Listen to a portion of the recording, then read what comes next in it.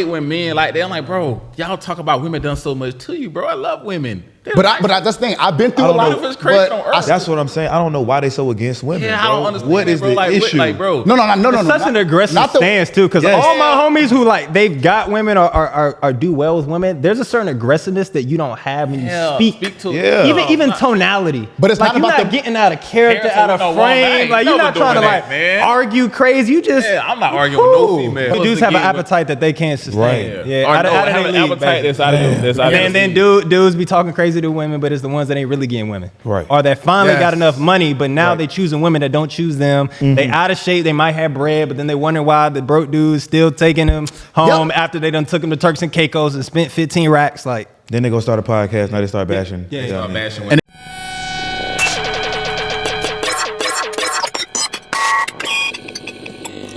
Welcome to the Rich and Unemployed podcast. I'm your host, Jonathan Duplaton, aka Finesse, and man, this is the first edition of the Round Table, man. We men amongst men, and I wanted to put this together, bro, because I don't know. I feel like guys need this, right? I feel like guys need to like be to witness these conversations, because I know a lot of guys, they don't have big bros, they don't got like big homies, they're not around high level people where they can hear these conversations when it comes to like business, women, fashion, whatever it is. So like I invited a couple of the homies, you know what I'm saying? Everybody around here is successful. And we just gonna chop it up and see where it goes. And you know what I'm saying? Whatever you can learn from it, take what you can. So we gonna start with you, bro. Go ahead and introduce yourself. And my name is the one and only Trells CEO, one of the top business coaches in Atlanta. The one and only. The one and only, man. You say top business coach? The top business coach. That's how long you been doing that? I've been doing it for a year and a half now. Started off in the clothing industry. Yeah. Did 6 figures with my clothing brand, We Can't Survive. Donated a lot of money to people with cancer. Yeah. Then I started, my brother Matty J was like, it's time for you to start teaching people how to do it. Facts. So instead of me starting another business, I started showing people how to make 6 figures in clothing. You know, Corey and Justin, they did support Black colleges. I learned a lot from them. Then I started just telling my story, and I was like, wow, this is impacting people. So let me start doing life coaching. And now I'm in a situation where I'm doing, instead I was like, wait a minute, man, a lot of people, if they suck, the business is gonna suck. So let me do personal development and then help them with the business. So now I'm doing both of those in one. And I just got a partner that's gonna help me also with we're gonna do personal development, business development, and then we're gonna do the access to funding. So I just added some more stuff to my consultation company. So that's what I'm doing right now. Dope, man. Yes, sir. I got the Mr. Fashion himself, man. Let's see what he got on. Yeah. Yes, sir. He outdid me today, man. I ain't gonna hold you. Let's go. I'm just trying to keep up with you guys. Yeah, take the jacket off. Just trying to keep up. But yeah, man, my name is Joseph Hines. I've been in the clothing industry now for over a decade. I have 2 different companies. First company is Affluent. Essentially, we specialize in helping people better communicate who they are through clothing. So that ranges anywhere from luxury comfort wear to luxury clothing to all the way even to suits.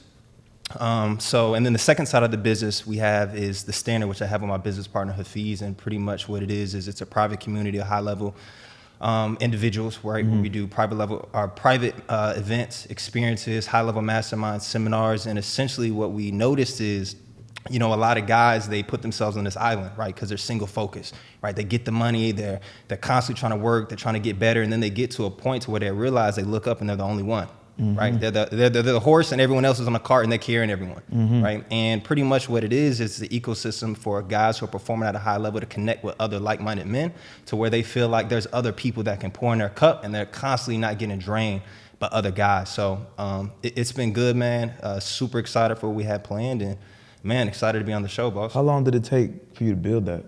So the crazy thing, man, is the Standard, it's been around for only a year, and we have about 500 people all across the United States, and we even have some people internationally as well. And yeah, man, it's been a crazy ride. Like I said, I couldn't have done as well without my business partner, Hafiz, but it's been amazing to see the response. It's been amazing to see the impact, and it's really shown me that there is a niche for guys, and I didn't realize how lonely a lot of guys are, and how isolated a lot of men feel in the pursuit of their dreams, the pursuit of their goals, and how important it is, man, to realize that, like, look, man, life isn't tennis, right? It's more like basketball. It's a team sport. So That's been a cool thing, man. It's just helping guys kind of realize that, assemble their team, and really generate brotherhood, really generate relationships that can help them get to the next level. Hold on 1 second, man. Maddie. I ain't gonna interrupt. You should have came early. Interrupting this.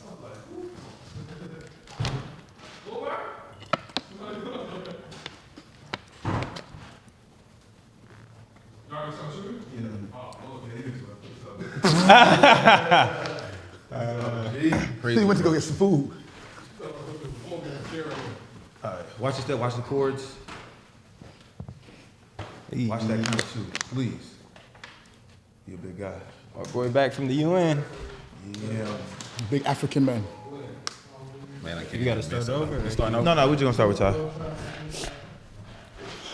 All right. Hey, look, less of this camera, but try to use just the one-on-one camera. Yeah, but try not to, less as possible. All right. Back from a commercial break. All right, man, we got my boy. Go ahead, introduce yourself, Wealth Builders. Yeah, man, it's Taquan Bernie, the CEO of a company called the Wealth Builders. Yeah. And man, like, had my company for like 5 years now. Being able to help thousands of people around the world, like, understand financial literacy. Because a lot of people, I didn't realize, like, where I came from. Put the mic closer. I didn't realize where I came from, like, you know, with how impactful financial literacy was. Like, without that type of personal development, as Trells talked about, and financial literacy, it's kind of hard to get over that plateau of, like, the stigma of growing up in certain neighborhoods or the lack of financial literacy, the lack of resources. I didn't realize how much that could hinder you in life. Whatever. So I was like, darn, you know, figure out where I came from. And I was seeing, like I said, the lack of resources. So one day I was like, you know what? I'm gonna start a company, like, to kind of teach people about financial literacy. Because like, I leveraging credit and started getting into real estate and seeing how easy it was to leverage money and make money. And I was like, bro, people need to know this. Like, this can really, like, change your whole financial trajectory in your family. So started a company in 2018. We just initially doing credit, and I got into trading, started making a whole bunch of money in trading, got into real estate, man. And I turned into like a multi-level marketing aspect of it. Because I was like, if I can teach people how to help people make money, I can help so many people around the world. Right. And I want to make a barrier of entry so low that anybody in the world can at least have a chance and opportunity to financial literacy, man. And I'm blessed to have made millions of dollars. I'm created millionaires. You know, my company is super big. We got about 4,000-5,000 people around the world who like our vision. Shout out to all the people in Wealth Builders, all the leaders, all the people that have made this possible to be able to change people's lives all around the world, from like just getting them opportunities to be around, like I said, with a community. Yeah. Because a lot of people, they on this island alone. They don't know these things exist. And I was talking to a gentleman today about being exposed and having awareness. Like, you only know what you know. So imagine being with a community of people that have the same mindset, and you exposed to these things. Now you have options. Now with these options, you could choose to do this or choose to do that. But when you choose to make a certain type of decisions, meaning we all have invested in ourselves, we've seen what investing in ourselves changes our lives. So being able to actually teach that to the world and help people around the world, man, it's been a beautiful thing, bro. And I'm super excited about where we're headed to, like going into our 5th year in business, man. And hopefully this year I'm gonna create more millionaires. Oh, what's up, man? Wow. Well, I'm just excited to, you know, have you guys' phone numbers. You know what I'm saying? Like, this is a cool group of fellas, man. First topic I want to get into, man, appearance. Hines, really into fashion. Trells just really, you know what I'm saying? You just started working out, getting in the gym, getting your body right. You already know what I'm saying? Like, he look like a rapper, you know what I mean? But, you know what I mean? But like, it's in a different way, you know what I mean? Like, you come from nothing and you want to showcase that, you know what I'm saying? I want to look good every time I step out the crib. I never seen you looking busted. I never seen you with a dirty pair of shoes on, you know what I mean? Like, so I want to talk about the importance of your appearance, you know what I'm saying? Like, this year I just started really wearing suits because I see the effect it has on people and the effect that it has on me when people look at me, you know what I mean? So starting off with Hines, like, The fashion guru. The fashion guru, man. Like, drip. how long have you been like this? the new, because I seen an old picture of you, bro. Yeah, and that was harsh. Yeah, bro, we was in the shadow realm. Yeah. Man, that was Sure. bad. Yeah, you like the big jeans, big T-shirt, like With the folded arms. Bro, Echo Unlimited, Sean John, Yeah. like all of that. Because what a lot of people don't realize is I'm the youngest out of 4. Hand-me-downs. Right? So like growing up, I didn't have the ability to have luxury clothing. So I was wearing like my brother's stuff. So, and it's really interesting because a lot of people look at me and they think I always wanted to get in the clothing space, and it's the farthest thing from the truth. I actually hated dressing up, right? Because coming up, I had to have a uniform, and I'm like, bro, I'm not trying to do this. You know what I mean? But really what it was for me, it was a few things, man. It was my junior year going into my senior year, and I remember I broke my arm twice in that same year. Both times were a double fracture. And the second time I broke it, I'll never forget. I literally broke my arm. My bone comes out of my arm this time. And I remember all of my teammates running out of the gym and me walking to the nurse's office by myself. And it was the first time in my life I ever thought about not playing basketball. Yeah. Right? Fast forward, I end up having surgery. Wake up from the surgery, realize I still don't have any feeling in my left hand. Doctor says I have nerve damage. Now, granted, this is my junior year going to my senior season. Right, so I had D1 camps lined up. This was going to be my biggest AAU season ever. So I ended up coming back my senior season playing with one hand. I didn't want to tell my coach because I didn't want him being like, "Dang, if this boy break his arm one more time, his mom's gonna kill me." Right. So now all these potential D1 looks go to D2, D3, NIA, and I remember just going in the gym one day and basketball felt like work. It's really, really weird. So I was in this interesting position where I felt lost because I had done this one thing 14, 15 years of my life. And now I had to make a transition, right? So, glory to God, man, I ended up going on a college visit to Georgia Southern campus, and a guy by the name of Adam Hazlett, he comes up to me and he says, "Hey, man, look, we're having a program called Pathways to Success. It's for incoming African-American males. We're only allowing 30 to come in for this cohort. Would you be interested in applying?" Now, look, bro, I was like ball is life. I was a guy who was in the gym. I was going to make 1,000 shots. I wasn't in student government. I wasn't involved, but I had all this extra energy. I didn't know where to place it. So I was just like, you know what? I'll at least try. So I applied to this organization. I get accepted.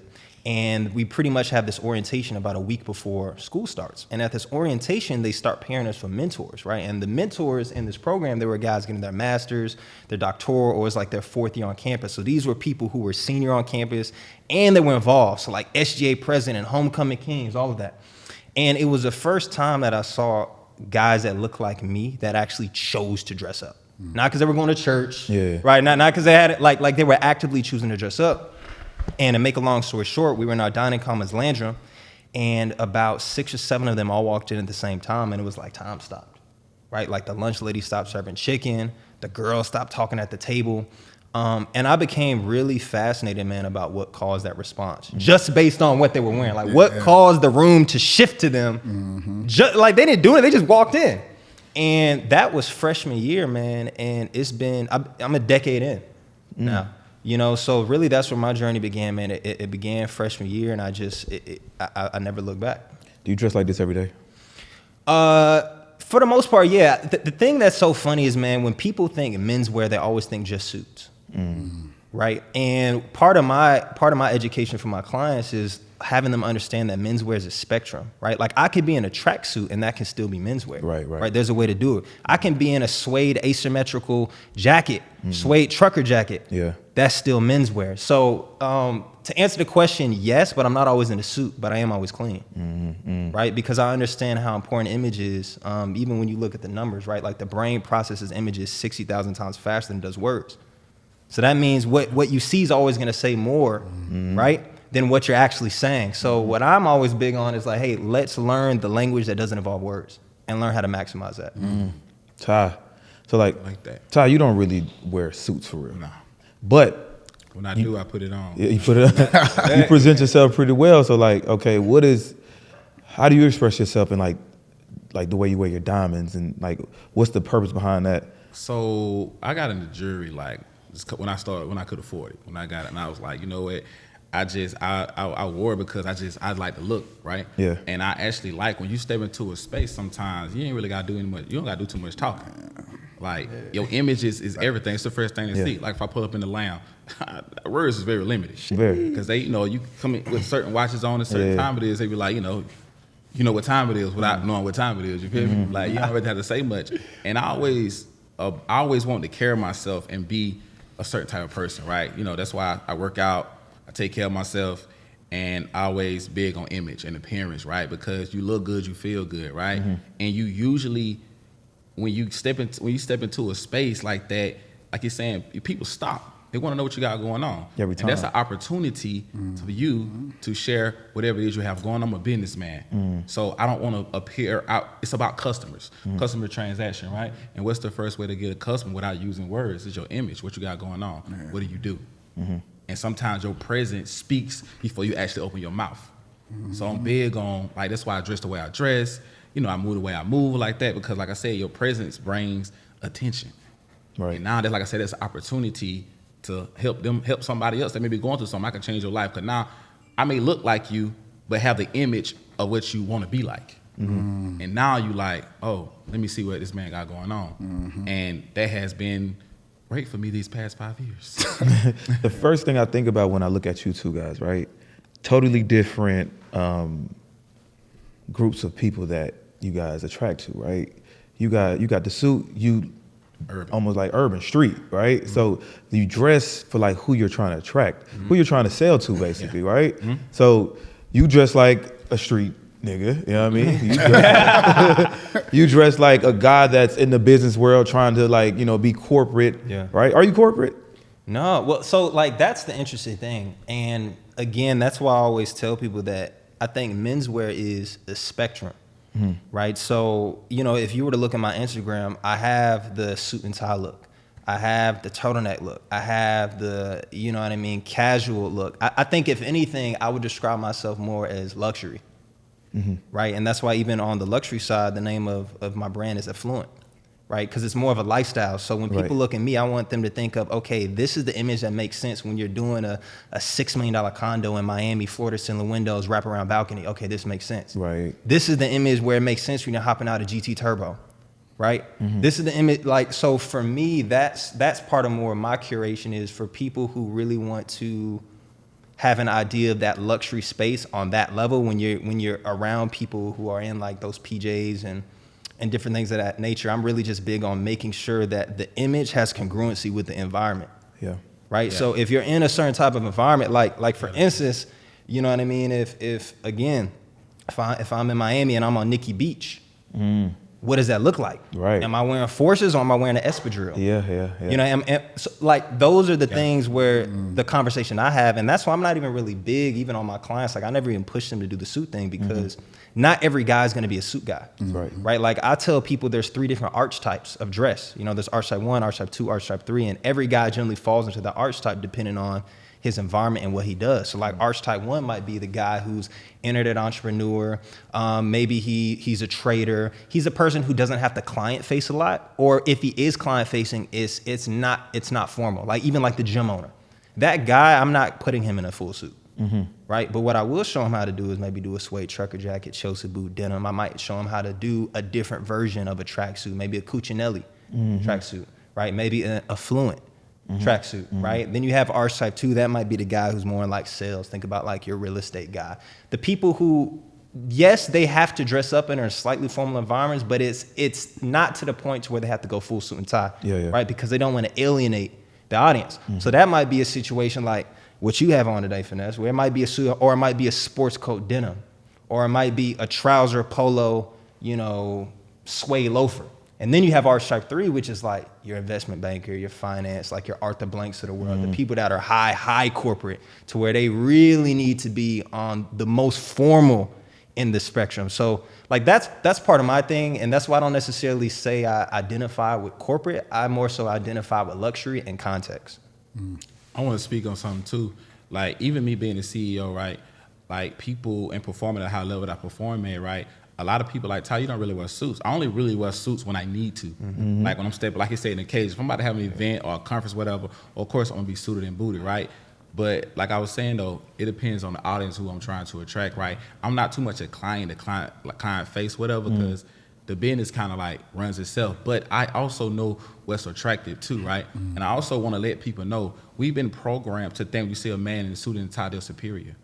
right away. We've been Very, programmed. very true. We've been programmed to think that. And when we look at our young brothers, I don't want you to feel like that someone's unapproachable because they have this suit and tie, because you may not talk and dress the way I'm used to, right? So how can I help you if you don't approach me? But if I put up my lamb, I got on a watch, whatever. Young brothers that we actually are the future, they're walking up to me, bro, what you do? What you do? And I'm gonna be able to speak to them, and there's somebody's life I can change. Well, to somebody that's in the suit, they may be scared to approach. It's a little intimidating. It's just a little intimidating to them because we've been programmed to think that. And also too, I done been in a situation where I done went to a cigar lounge, some jogging pants, whatever, and a hat on. But when I open my mouth and I speak to my credentials, and I probably got more money than them. So when I speak today, it's like I'm speaking with confidence. So it's like this doesn't make me who I am. My confidence and my presence makes me who I am. I know the episode is getting really good. Before we dive any deeper, I need to get into the sponsor for today's episode. Being an entrepreneur, creating and maintaining a business is tough. We all know this. There's 1,000 other people that's grinding just like you. What I'm getting at is you don't have to do this alone. Did you know that there's a morning call every day, Monday through Friday, 8 a.m. Eastern? It's called the Morning Meetup, made for you. It's created by David Shands, the top entrepreneur who built multi-million-dollar businesses. Yes, you heard this correctly. This is a group made by entrepreneurs for entrepreneurs. Do you feel stuck? That means you need to get into the room with high-level entrepreneurs. Get in the room. Basically, if you're tired of holding your own weight and it's entrepreneurship, you need to join. www.themorningmeetup.com. Join, connect, grow. I'll see you guys there. It's back to the episode. So my relationship building skills are crazy high level. And I realized, like Maddie would always tell me, Trell, you gotta carry yourself this way. Shout out to Matty J. Yeah, in the building. Yeah, yes, sir. In the flesh. He could be a part of this conversation. Yeah, You know what I mean? I know, But facts. But he would always tell me, Trell, you gotta dress better. Get out that Honda. Well, and I would, because I really am big on where I came from, and like me going from being homeless to having 2 six-figure companies, I never wanted people to feel like, oh, Trell switched up. So I was like, man, you don't gotta do all that. You don't gotta do all that. But I realized I've had some success and I've had a lot of cool things happen, but I was working so much harder. Yeah. The higher I go up, the less I want to talk, the less I want to be. Yeah. It is so, I remember when I got the Corvette, I'm talking about people, I literally got clients just off of that. One dude walked past my car after I left the bank. I got my money, got in the car, I had my top off. He was like, that's my wife's dream car.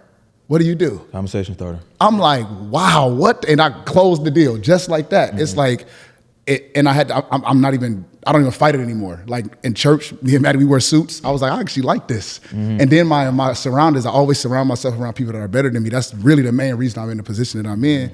I called Jhines, like, hey bro, what you think this going? Oh no, Trell. We were just before this. No, Trell, put the chain away. Because I like to be critiqued. So my surroundings are so dope that I'm gonna get even flyer with this fashion stuff. But it's definitely a huge deal. I don't have to talk as much anymore, and I love that. You ain't gotta talk as much.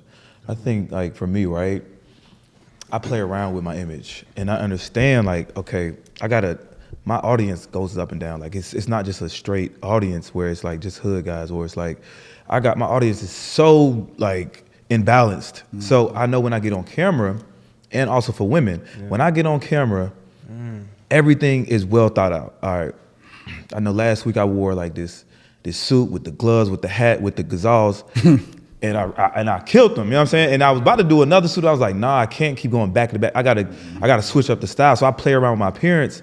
And I think a lot of guys, like, they scared to try new things out. They're scared to put a suit on. Or they're scared to, like, just do different things with their appearance. And with me, like, I'm gonna try different things. I'm gonna buy a fedora.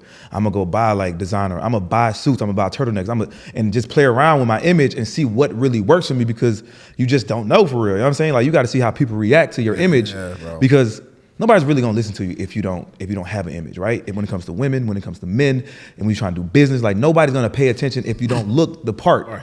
And I understand, like, when I step on this camera, this possibly could be seen by millions of people. So if this is your first time seeing me, I need to make a lasting impression. If this might be your first and last time seeing me, but that image in your head, you like, yo, that's a fly dude, bro. He be talking his shit. You might not even remember what I said, but you probably remember what I had on. Or you probably remember what I said, don't remember what I had on. But, like, it's a lasting effect. So, like you said, your fashion, your appearance is everything. You know, when you go, one thing I've learned, because even now I'm in the gym consistently. Hey. Consistently, you already know, we in there.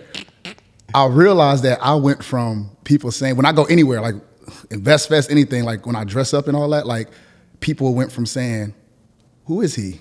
To who is he? Yeah. It's a difference. Facts. It's a about huge in the gym the other day when I was like, Huh? we talked about it in the gym the other day. Yeah, bro. Like they go from like, who is that to who is that? No, facts, bro. It's beautiful. And even pulling women, like, it's like that. Because I always was like, man, I'm handsome. I don't need nothing of that. I don't need this. I've been pulling, but when I was homeless, I was pulling the most quality, beautifully of God creations. Homeless. On there, like, you close for that one. I was homeless, Hey, bro. that's different. No, I'm being honest. I had an arrogance when it came to women. Like, Well, you should have vlogged that. bro, I actually, Maddie, you know my situation. My whole process, I'm talking about NFL player wives would fall in love with me. Like, that's the kind of gift of gab I had. You know what I'm saying? I had nothing. That's hard. So when I get now, it's like, psh, What made you want to start working out? him. And people I surround myself around, bro. And I'm gonna be honest with you, I went through a divorce. I was already going through some stuff, and I was like, man, I had to take it out. You know what I'm saying? So I had to go hard in that gym. I was around Hines and them. Once I started, I think I was struggling lifting the bar with the 145. What is that? 135. 145. 135. And I remember when I first met Hines, he was smaller than me. Yeah. I'm for real. Because I always had decent sized arms. That's one thing I always had was decent sized arms. But when I saw him blow up, I'm talking about I was like, oh hell no. Like it's time. And then once I was able to lift that 135 10 times, I got addicted because I was like, wow, I'm actually getting results. Okay. Boom, boom. And I'm addicted now. I can't even, if I feel like working out is like breathing to me now. I have to do lifestyle. It's a lifestyle, bro. And I love the reactions I get. I get every single person that sees me. It's like Trell. I'm feeling my suits out different. I feel it's like, man, bro, it's good. It's amazing. You wearing the muscle tees, you be waiting to just bump somebody. And it's the funny thing. I used to have to wear smalls. You know, bro, that's real. I'm with the mediums now. I'm like, hey, we in the game. The mediums feel good. I'll be like, I have to check the tag. So I'll be leaving the tag on like, look, this is a medium. You feel me? Feel good, dog. But that divorce put me, I was in there locked in. Yeah. So now it's just, I love it. Yeah, one thing about working out, bro, you feel your clothes out. It make your clothes feel. And people just they tell you too, like it feel good when somebody. Then when somebody do this to you, what's up? What? Yeah. I was like, oh yeah.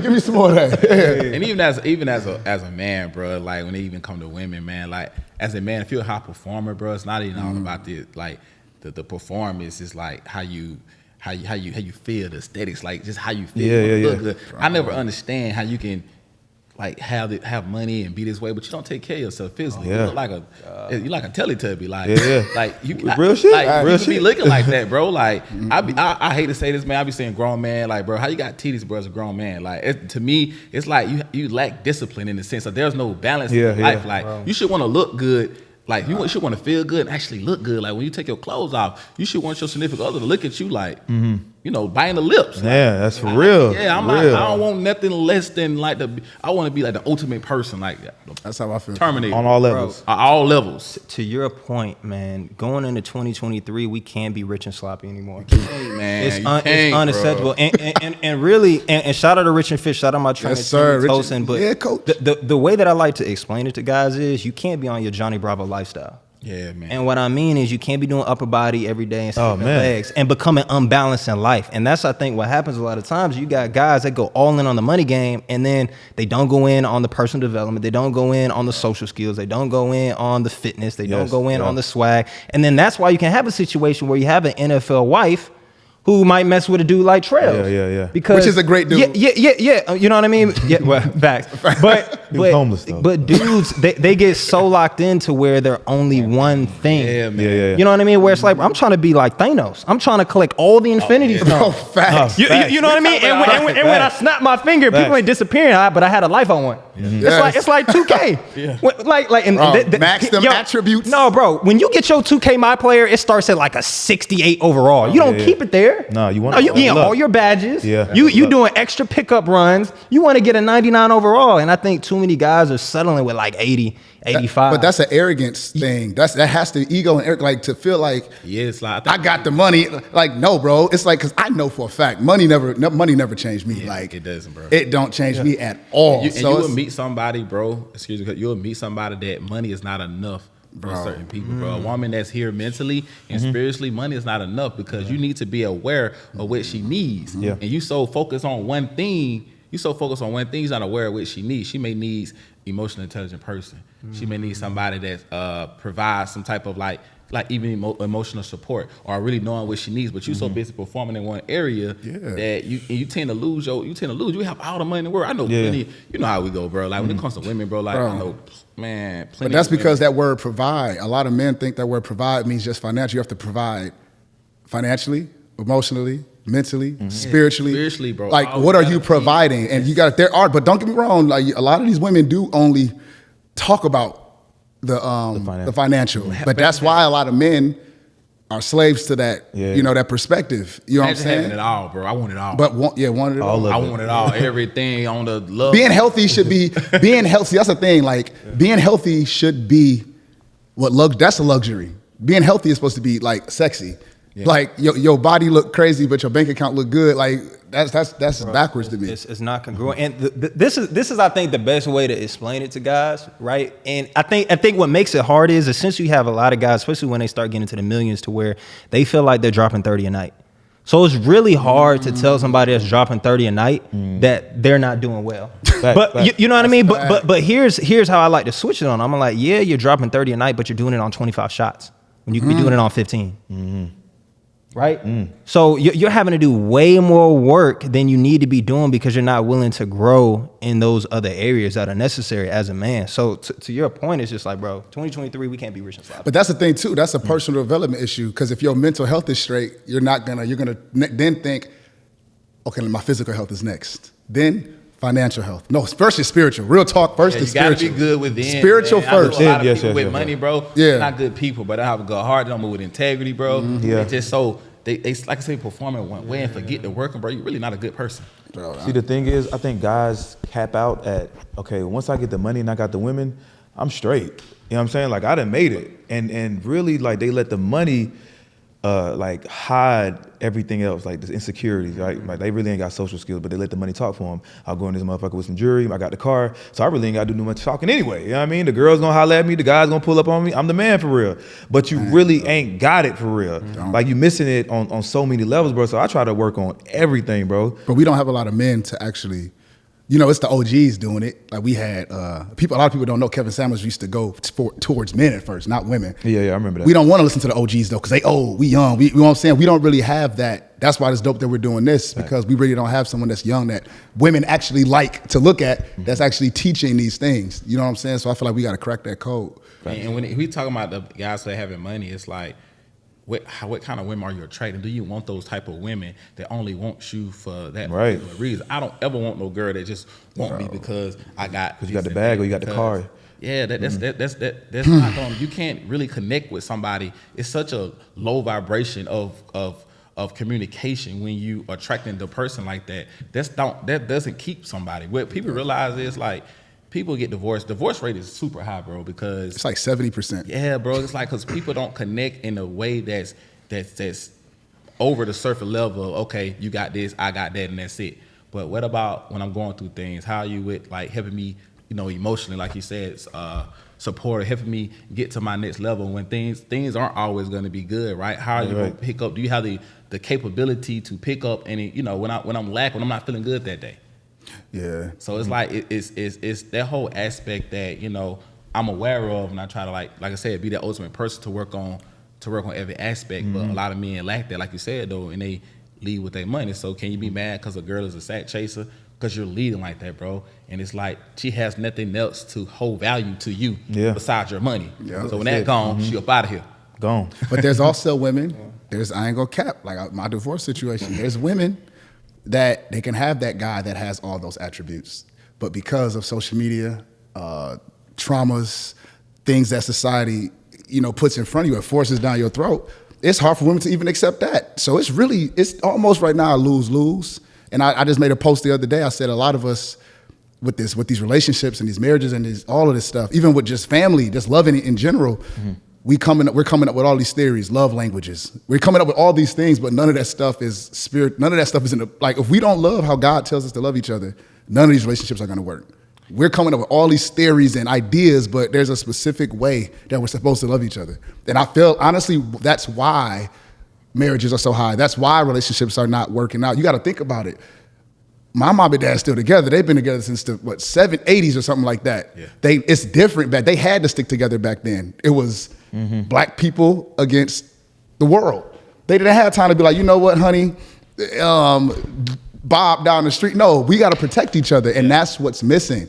We don't feel like we have to protect each other anymore. Everybody's just out for themselves and in survival mode. So I don't even understand how that's. That's a good point that you said, though, back in the days, how most families stuck together because they didn't have time. They was too busy trying to survive. Yeah. Oh. And as survive, we got to work together as a family, as a unit. We got to feed everybody because family was large. Like, it was mom and dad with 9 kids. So you're not thinking about, doing X, Y, and Z. You're thinking about feeding your kids for the morning, night, and during the day and whatever. And protecting them. You got to think Malcolm X literally has had his house get caught on. Like, you got to think there's stuff like, it was so different back then. I'm not saying I would want to live back then. I'm cool. I don't want to live back then. Right here. But you got to think, even Martin Luther King got caught cheating on his wife. Yeah. You got to think, but he's still protected. You know what I mean? Like, if you think about that situation, where's she gonna go? Like, I know you made a mistake, but we gotta fight through this because you can go outside and get lynched. And we gotta, bro, I couldn't imagine living back then, bro. But they definitely stuck together. You know what I think is a hard thing for guys to really get or understand is, number one, understanding a woman who really chooses you and admires you and is actually attracted to you. I feel like few men have actually experienced that. And if you haven't experienced that as a man, you don't know how to differentiate a woman who's really like attracted to you, for you, versus a woman who's just there for the time being, right? A mercenary versus a soldier. And I think as a man, you have to, from the ego side, you got to realize that there are some women that you will never be that guy to. That's a fact. It's a fact. No matter what you do, you will never be that guy, and you'll try to force it, you'll try to make it work, but when you've experienced a woman where you're that guy to her, she really admires you.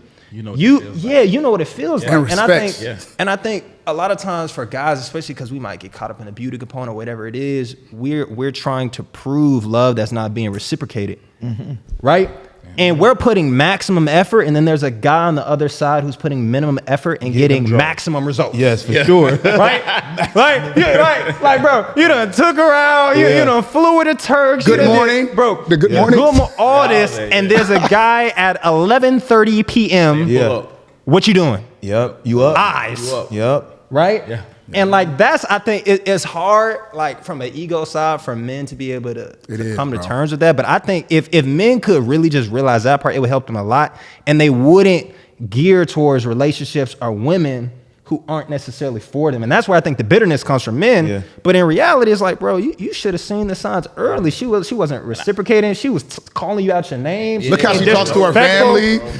She wasn't trying to be helpful. Now the thing is too, like, you can't feel bad, right? Because everybody's not for everybody. That's true. You have to learn and understand, like, okay, this is not it. Let me move on. Yeah. But some guys, they will stay in that situation trying to make it work. I would rather be the guy hitting up at 11 p.m. versus the guy trying to take on multiple dates, spending money, doing all these things, trying to impress her, and I'm getting nowhere and getting limited results. You know what I'm saying? I want the maximum result. If I'm in a situation, I don't even get any situations anymore because I know how to pick the right women, right? You know what I'm saying? Like, I'm going for, really, my dating life is really easy. You know what I mean? Like, I'm going for who wants me, right? You know what I'm saying? Like, I'm not looking for a real relationship.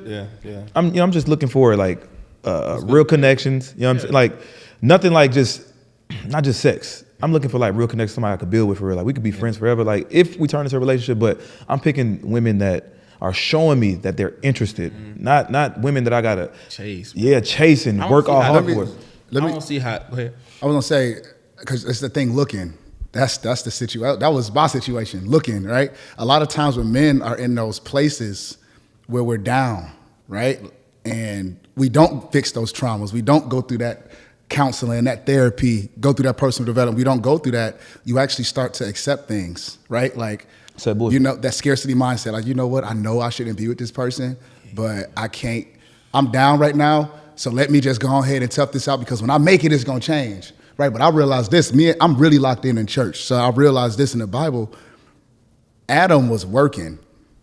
Adam was focused. Adam was in, you know, doing the cross, naming the animals, doing his thing, right? Okay. He went to sleep, and what did God say?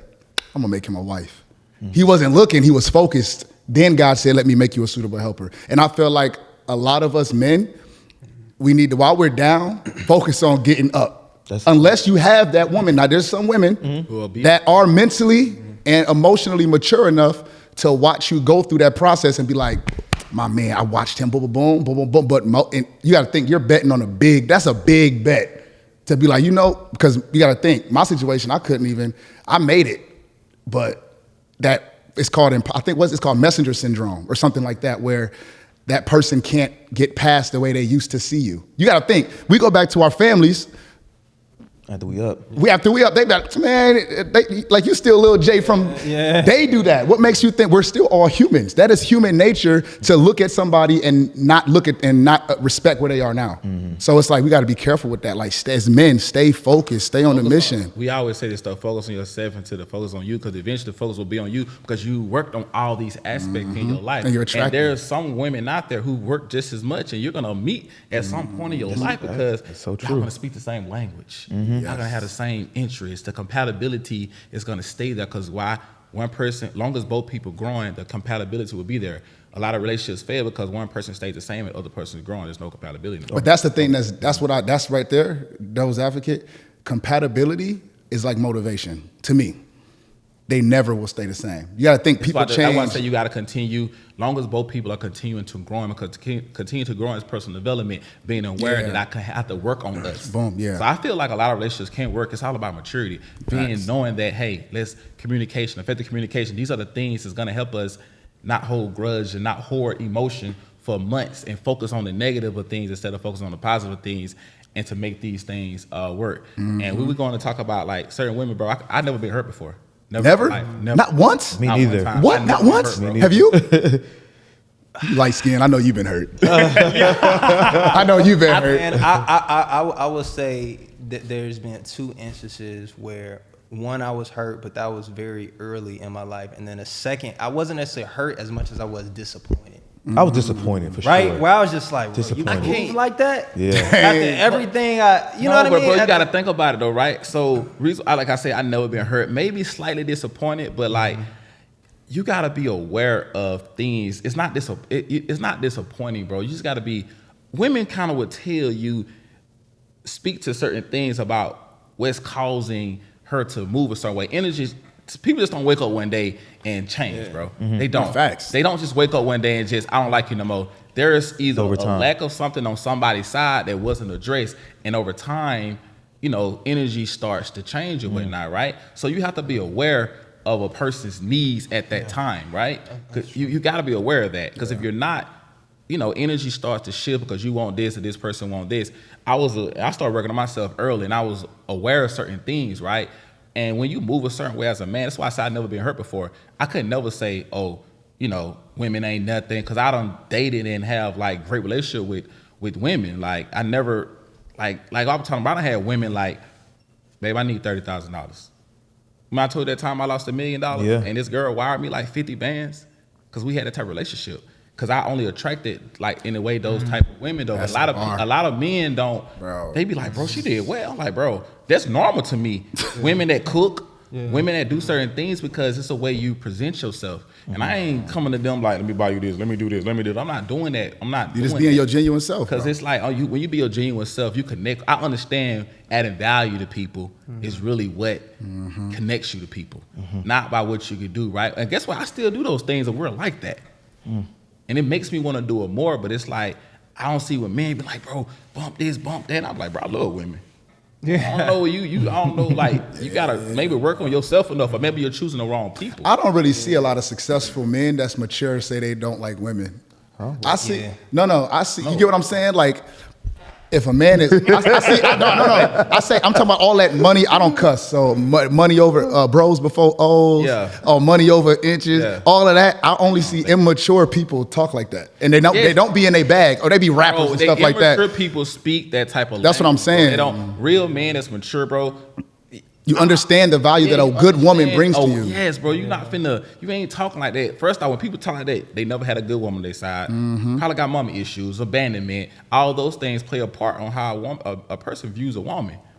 And it's like, you just be aware of certain things. And it's a lack of accountability. Women out there, man. Yes, the good women. But that's the thing. A lack of accountability is why that man acts like that. I think a part of it, bro, is one, where that comes from generally with men are generally two things. Number one, they chose a woman that didn't choose them. And what they didn't realize is you can do the right thing with the wrong person. The facts. Right? And a lot of people, they don't realize that. So they stop doing the right things, but not understanding, no, it was the context of the situation, not the content, right?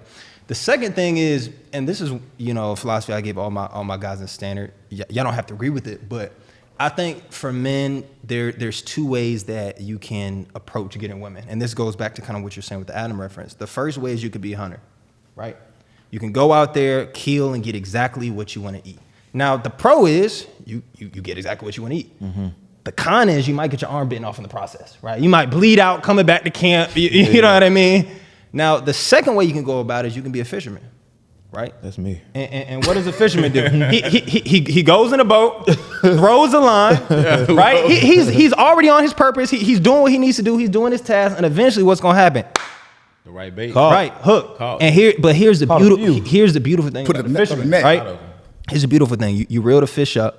You look at the fish, but guess what? If you don't like the fish, what do? Throw it back. You throw it back. And here's the extra layer to it.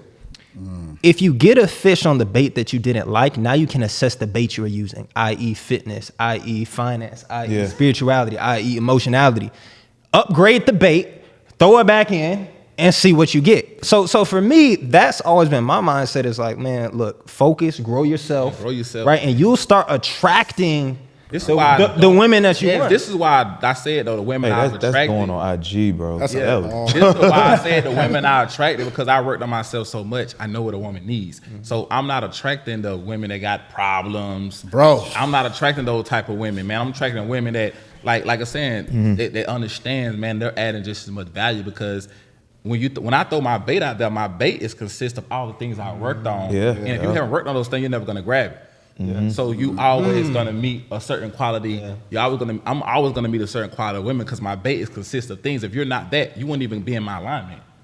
I would never even see that. With both of those analogies too, right? Guys got to understand they got to learn how to take breaks from women. Like it ain't always about just women. Take a break from all that. You know what I'm saying? Work on just self. So when I first started my company, bro, I can say this as a man, bro. I didn't have sex for 6 months. In 2017, bro, from I would say March, April, May, June, July, August, to October, bro, I did not have sex. What'd that do for you? Because it made me lock in, because I realized that women was a distraction to me. Huge distraction, bro. So I was like, I had to start my distractions. They gonna say we gay for that. When they say women, like what? Bro, so guess what though? I had to start my distraction, right? Because I understood that this stuff was consuming my time, right? So if I wanted to become a millionaire, I could either stay what I was doing with those bad habits and stay making $80K a year, and with that experience of making $80K a year, with that experience, but it was like, or I could start my distractions, focus on myself, be aware of the things that's causing me to not get to where I want to be. And now when you are aware of things, you can make a choice. I could choose to stay here. Choices, and stay right here, or I could start my distraction and probably live a great life. Well, guess what I did? 7 months, I got my company started, became a millionaire. Just because I had a choice. So guess what now? Now it's like those distractions, my habits changed, but as a result of that, my experience in life changes too. So that's why a lot of things I teach people too about. Change your habits so you can have different experiences. Now women are not the only distractions though. It's plenty of distractions. Your homies are distractions. Going out, distractions. They be worse than the women sometimes. Video game distractions, drinking. It's so many distractions, bro. And you gotta know your vice. It's a lot of distractions, but also knowing your vice. What is a distraction? I don't play. What you abusing? So it's like I know that, Ty, bro. You can't go out and goddamn whiffing every night, bro. You'll never get nothing done. So you got some people who go out every weekend or do some of those things, that's your vice. So if you know that, hey, I got to stop this stuff. Yeah. So knowing your vice is important too. You know, one of the hardest lines I ever heard from one of my mentors, he said, you know, Joe, the reason sometimes your goals aren't adding up isn't because you need to add more to your life, it's because you need to subtract, right? And to your point, people, friendships, habits, addictions, environments, like those are the things that, you know, you think you got to read one more book. You think you got to get one more business where, no, you don't need to do more. You actually need to do less, right? Because at a certain point, and you guys probably can speak on this too, I almost feel like your no starts having more value than your yes. Like, what are you willing to say no to? Yeah. Right? And even you know, when it comes to, because I know even for me, right? Like, let's say I get up every morning, I work out between 6 and 6:30 a.m. now, right? I know that if I were to, let's say, go out at 11:30, you're not going to the gym. It's going to affect that. Bro, or if I do go to the gym, let's say I go to sleep at 4, because you know in Atlanta you really can stay up till 6. No, for sure. But let's say I go to sleep at 4, and now let's say I do go to the gym at 6, I'm dead for the rest of the day. Man, like my energy I have to give the clients, like to call to, like my brain's fogged the other day. Now that day can now turn into 2 days. 2 days turns into 4 days. 4 days turns into a week. So having the discipline, and not saying that you can't do those things, but understanding that those small like inconsistencies are built on those day by day decisions, and you don't want those day by day decisions to become week to week decisions, and now they become habits, right? Now your performance in your business is like, Yeah. No, that's the thing too. I'm really big on, like, we went out, you Tez, everybody went out, right? Yeah, Me and you did not drink, Yeah, right? yeah. Like, it's like, because we think we got to work out in the morning. Like, that's what I'm saying, your environment, your homies, who are you around? I don't get how people, every successful person so far has said the 5 closest people to you. Why do people still think that's not true? You're going against the grain at this point. The people that you hang around, that's literally the most essential thing. Women, friends, family, all of that. And I don't hang on to any of them. If someone's around me and they say, I got to go to work in the morning, I can't be around that. I can't, like, oh, I get to go to work. I'm so anal about that stuff. It's complaining to me. You know what I'm saying? So any of that energy, can't have it around me. Well, I'm interested. I want to ask you guys this: when it comes to dealing with women and people, what has been your experience in having to set boundaries, and the importance you feel of setting boundaries? So, for instance, if let's say you have a woman who calls you out your name once, how do you move forward? Or she does something in your home that maybe isn't conducive. How do you move forward with that, right? Or you have a friend that, let's say, does something that's a little shady. Like, how do you guys go about setting those boundaries? And like, man, you got to teach people how to treat you. I don't play certain stuff. I don't play, bro. Like, you ain't even finna try me like that, because I'm not even gonna let you think that it's okay to speak to me like that. So it's like, and it's about being, honestly, it's like some stuff. I was raised a little different. Like, I'm super country, so I was around like real men. So it's like I learned how to, like, my granddad. Like, he was a real man. So it's like he was very soft in the way he needed to be to my grandmother, but he was still a man. So it's like you treat people, you show people how to treat you. And it's like, I don't see how people give somebody so much power over them to allow you to talk to them in kind of way. That means they view you a certain way. So why do you want somebody that's around you that doesn't respect you? That should immediately turn you off. You should immediately be like, yo, like, the door, bye, I'm out of here. My issue was, like, when I was a little younger, when situations come like that, I would wait and go think about it versus saying something right then and there. And then when I go sit and think about it, I'll be like, all right, next time they do it, I'm gonna say something. Next time. And then the next time will come and I still don't have the courage to say something. So nowadays I have to say it right then and there, even if I'm wrong. Because you was wrong, and I'm just expressing how I felt. And if I was wrong, and I apologize later, but we gotta settle this shit right now. Because they'll keep doing it, and something like, I didn't have the confidence to say anything. Damn, that's what you know what I'm saying? I didn't have the confidence to be like, yo, like, let's just say, like, I don't like to be called bitch by niggas. You know what I'm saying? Like, damn, bitch. And I'd be like, and you know, now it's a, yeah. You be like, hold on. Now it's a thing. You know what I'm saying? Now it's a thing. You know what I'm saying? Like, niggas just be called, yeah, damn, bitch.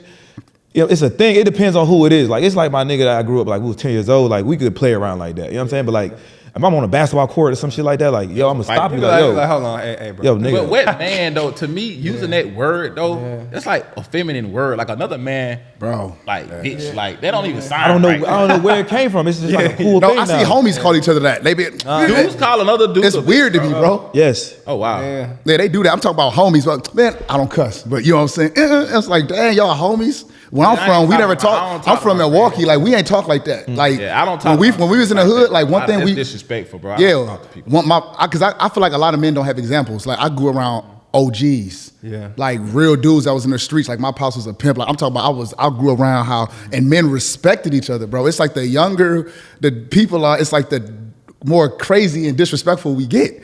Like one thing I was told, even with my brothers, was like we don't even argue in public because now y'all don't look like a unit. And now someone can come in between that. Yeah. If I argue with my sisters, I got beat. Like it's you protect them. You guys are like you said, soldiers and what's the other one? Mercenaries. Yeah, mercenaries. It's like that. What does your army look like? Can we infiltrate this? So you got to be strong. I don't play that. I like that, bro. Like I would never talk like a group of people and argue with my friend, bro. I'm gonna like wait till we get by ourselves and be like, bro, that wasn't cool what you did. And I'm not gonna put it out in public, look like we're not a unit, bro. I don't like when people do that, bro. And guess when dudes do that in front of females? I can't stand dudes like that. They can't wait. Bro, dudes be clowning you and trying to be. You don't even talk like that, dog. Like, what? Chill. Man. People like that you can't be. Bro, around. I cut that's people. An ego. That's an insecurity thing. Insecurity, bro. yes. It's an insecurity thing. You can't be around people like that, bro. They get those are people like that are dangerous, bro. Dangerous, bro. They're dangerous. Well, one thing I'll say to your point, Finesse. When I think about me being younger, I think one of the things I used to really, really struggle with is asserting myself for the fear of making someone else uncomfortable. And for the longest, I felt like I minimized myself to maximize other people and not like make them feel like, you know, I'm doing too much. Or, you know, I went so far in my life, bro, trying to make other people comfortable only to realize that those same people still aren't gonna like you. Right? And also on top of that, to your point, Taj, like you teach people how to treat you. And one thing I see, especially with dudes who do have problems, is just like they allow so much. Yeah, man. They have no boundaries. They don't know when to put their foot down. And you have to have a certain standard of how you operate in life and how you allow people to treat you, speak to you, right? The activities they do. Like, you know, if you have a date or an event planned, right? Is that person courteous enough to be like, hey, look, you know, I'm not gonna make it, or are they just gonna act like, you know, they forgot, hit you the next day? Like, it's those little things, right? Where I think we allow people to encroach on us step by step, and before we know it, right, they've crossed that boundary. So that was the biggest thing I had to work on, is just and being okay. Start talking to you crazy, but you got but I feel like that's stop it immediately. So a person gonna know. Let me not talk to them this way because there are gonna be consequences. Behind what, you know, whatever. But you gotta put that out there in the beginning, bro. You don't need somebody even to build up that courage to be able to speak to you like that. But to that point right there, I feel like as men, you have to go through personal development to gain that and experiences, because I can be vulnerable and say that was one of the biggest problems. Like, because when a man is in the scarcity mindset and he's going through this, that, and the third, it's hard for a man sometimes to know their value. You know what I'm saying? And when you're sitting there trying to prove, like, after a while, it's not your responsibility to teach somebody how to treat you. It gets to a point where it should be like, okay, that's just unacceptable. I'm not dealing with that at all. I'm not even trying to teach you how to do that. That it's like, I feel like that's just what it is, knowing when to cut it off, bro, because it becomes an infection. Even with women too. Women, you have to put your foot down right in the beginning, because if you don't, man, like, they'll take it to the limit, right? For example, this one girl I started dealing with, she came over here and tried to spend the night on her period. No, real shit. Like that was I was like, hold on, listen. I'm like that. I said, listen. Gotta go. I said, listen, we ain't gonna do that. You can't come over here and try to spend the night on your period. What's that Drake and 21 Savage song? What's that? What he say? Yeah, when he was like, why you trying to come up on your period, babe? Oh, right. You know what I mean? Was that the there's no way. Intro or something? Like, we ain't that cool. Like, you're not my girlfriend. And this is like, we just beginning. Like, don't get that comfortable. You need to be at home. And I said that from the beginning. And she already know, like, yo, I'm not coming over to this man's house on my period to try to spend the night. Like, what makes you think you could sleep in my bed with a tampon on and might bleed on my shit? Fuck no. But that's one of my boundaries. No. How do you feel? Because for me now, I set a boundary yesterday. I feel good because I'm practicing right now. You feel me? I've been through so much with that overextending, and I literally got advice from you got to think, I was in a situation where like everyone around me is qualified to give me advice. And I did that thanks to God because of discernment. I do not want anybody, I treat life like a toolbox. I got a screwdriver, I got this, so whenever something break, I can go in there and at least have a mechanic tell me what's wrong. You know what I'm saying? So it was to a point where I was doing everything, the therapist, my homies, my brothers, and it still wasn't working. That people pleasing thing, because I feel like when you're with the wrong people, girlfriend, family, or anything, let's use a ball as an analogy, right? Let's use that family member, that wife, husband, whatever, even child as that ball. You're always trying to protect them from hurting themselves and hurting you, right? So every time the ball's about to hit the ground, what do? You try to catch it. Okay, I almost hit the ground. You're protecting them. Every time it happens, boom.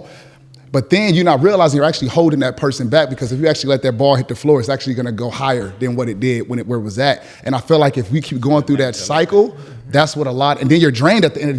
Your arms are tired at this point. You know, now what else do you have? You have energy to hold anything. So I feel like me setting boundaries, it's crazy. I feel like I said no.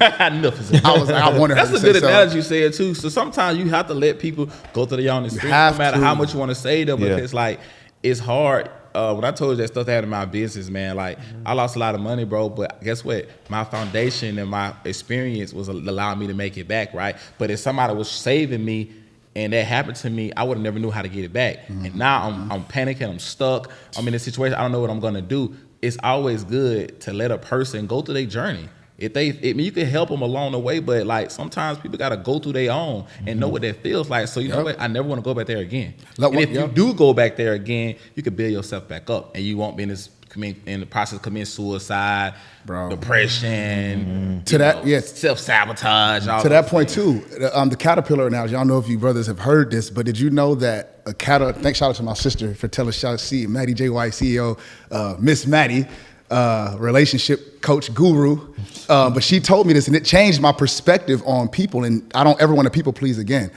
So a caterpillar actually, it goes into a cocoon, correct? And when it goes into that cocoon, it looks like it's struggling the whole time. So someone can look at it from their perspective and be like, let me help this caterpillar get out of this cocoon because it's struggling.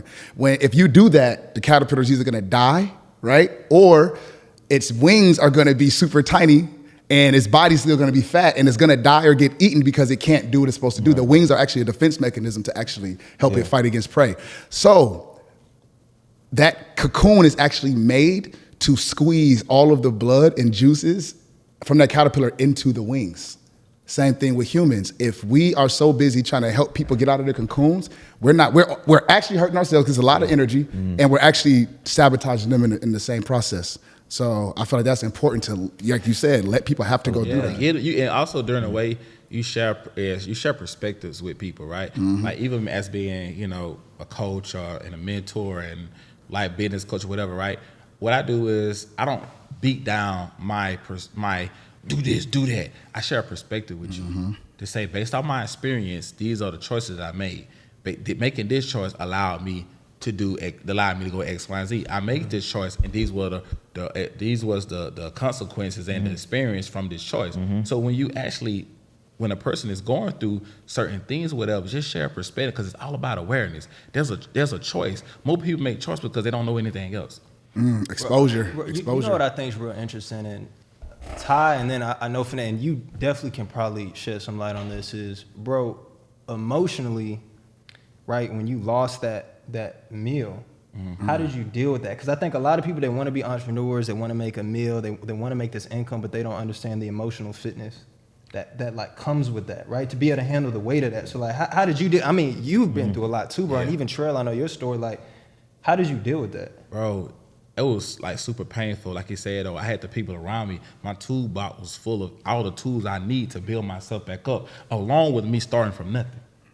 So it was like, yes, it was hurt. I was really like a knot in my stomach, bro, like in my throat. Like it was really painful because I'm like, I don't know what about to happen. That's my immediate thought, right? This is your fight or flight start to kick in. So you get in panic mode. But I talked to the right people that was around me. Like you said, I only have qualified people around me to give me advice. I called my mentors. They were like, Ty, it's okay. Guess what? They shared their experience with me. I did. When I was your age, I lost $5 million. So I was like, how was you able to get through that? And now I had to remind you, damn, you know what? Just 5 years ago, I was only making $70K a year. Let me get back to the thing that got me here first, right? And luckily, I had that foundation to the point where I can build my foundation. People don't understand, your foundation never goes away. You can build, even when you build a house on an existing foundation, you still can build a house on top of an existing foundation. But you have to have that foundation in order to even start building.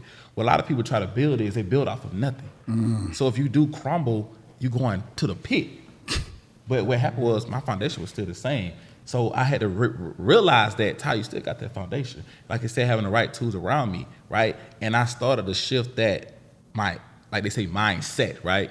Like you have to set your mind to different scenarios. So since I had personal development, I set my mind to this now, to the point where, okay, Ty, focus on going back to the drawing board and build. And I always think about it too, right? You could choose to do something and have an experience, right? I always go back to that. So when I always think about, all right, Ty, you could make this choice, this experience you're gonna get, or you could do this and have another experience, right? So I was able to, like I said, though, make that choice of going back to my foundation, man. And I realized that the more I complain, the more it's gonna be impactful because things are never gonna change. Guess what? So instead of spending months and months and weeks complaining, let me go ahead and get farther away from this. So as I start building back up, man, that pain started to become less severe because I was so far away from it. I love that, bro. I was so far away from it, so I got back right. I love that. Yeah, even you want to go? Yeah, go ahead. So like, I know I was going through my situation right before I went to prison. Like I was doing illegal shit, but you still can compare it to everyday business, right? You know what I'm saying? Like I had companies, I had LLCs, I had employees, but I was doing it the legal way. But I was putting so much energy in trying to build this thing, trying to make so much money. I was putting all my energy, all the money that I was making, I was reinvesting back into it. And I had this goal in my head, like, okay, you know what? At the end of this, I know that there's the light at the end of the tunnel. I was gonna be making like $500,000 a month. Like that was the goal. And when the feds finally came and snatched everything away from me, I was so hurt by it. Like I was like this caterpillar, like I didn't know why it was happening. I didn't build myself up to this point, and like now, okay, I feel like everything is being taken away from me. Now I'm sitting in prison and I'm like, damn, I want somebody to come save me. You know what I'm saying? Like, damn, like why the fuck is this happening to me? Why is this happening to me? And I'm sitting in prison like thinking like, all right, you know what? I can't cry about this shit. Like it's nothing that I can do. There's nothing I can do to change the situation. So how am I gonna be able to fix this? How am I gonna get myself out of this situation? So just like you said, foundation. My foundation was I was a hustler, I was an innovator, I was a creator. So let me take these same attributes, right?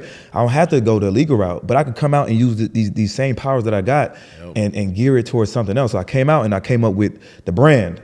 Let me use that same amount of energy. I could make money illegally. All right.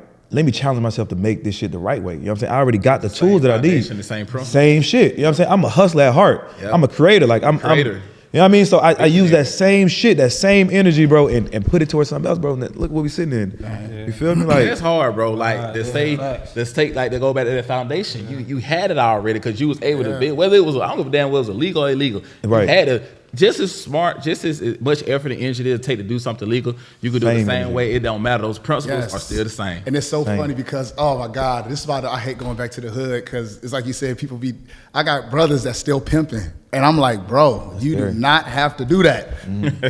But it's like when I was broken, I would tell my people, you don't got to do that. They'll be like, Trell, you ain't got nothing. What we listening to you? Right. But now that I got it, I say it. Oh, now you think you better than everybody. It's like a lose-lose. That's the funny part when you say that. But for me, personally, my biggest thing was accountability.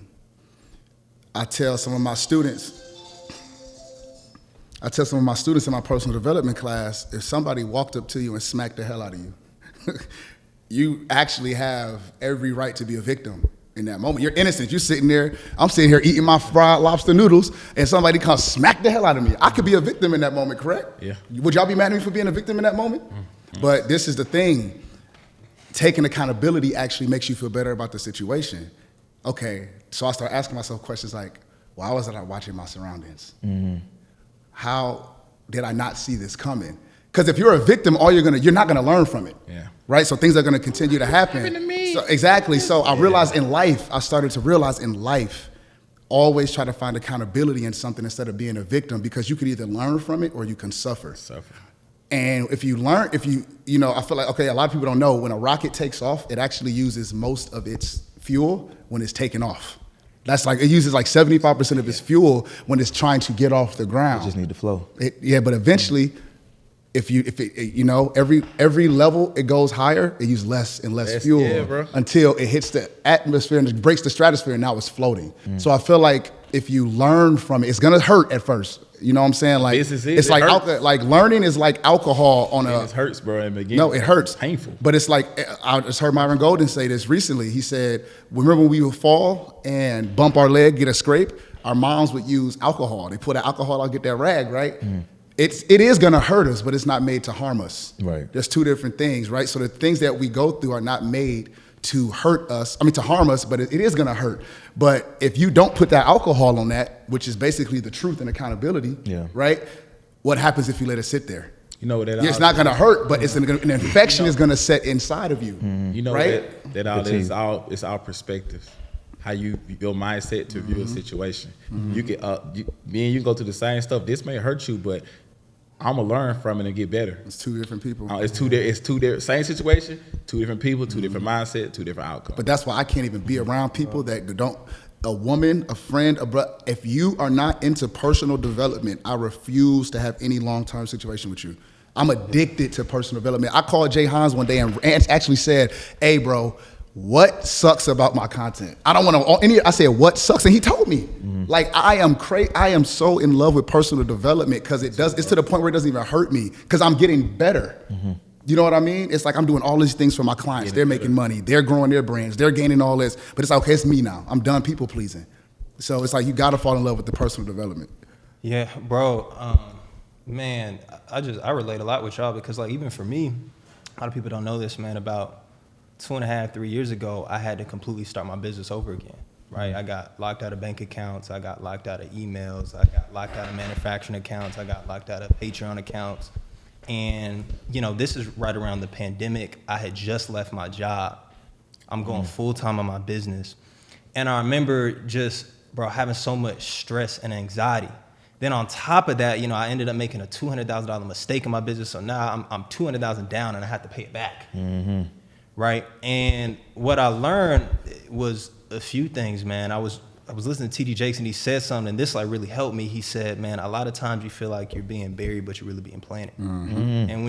And when you underneath that soil, right, because it's dark, you don't understand that when you're in that darkness that you're giving to your butterfly now is the nutrients you need. And one thing I'm really big on is, like, whenever I go through experiences like that, I'm really big on writing and, like, pulling what I learned from them. And I was trying to figure out, like, God, why are you making me go through this, right?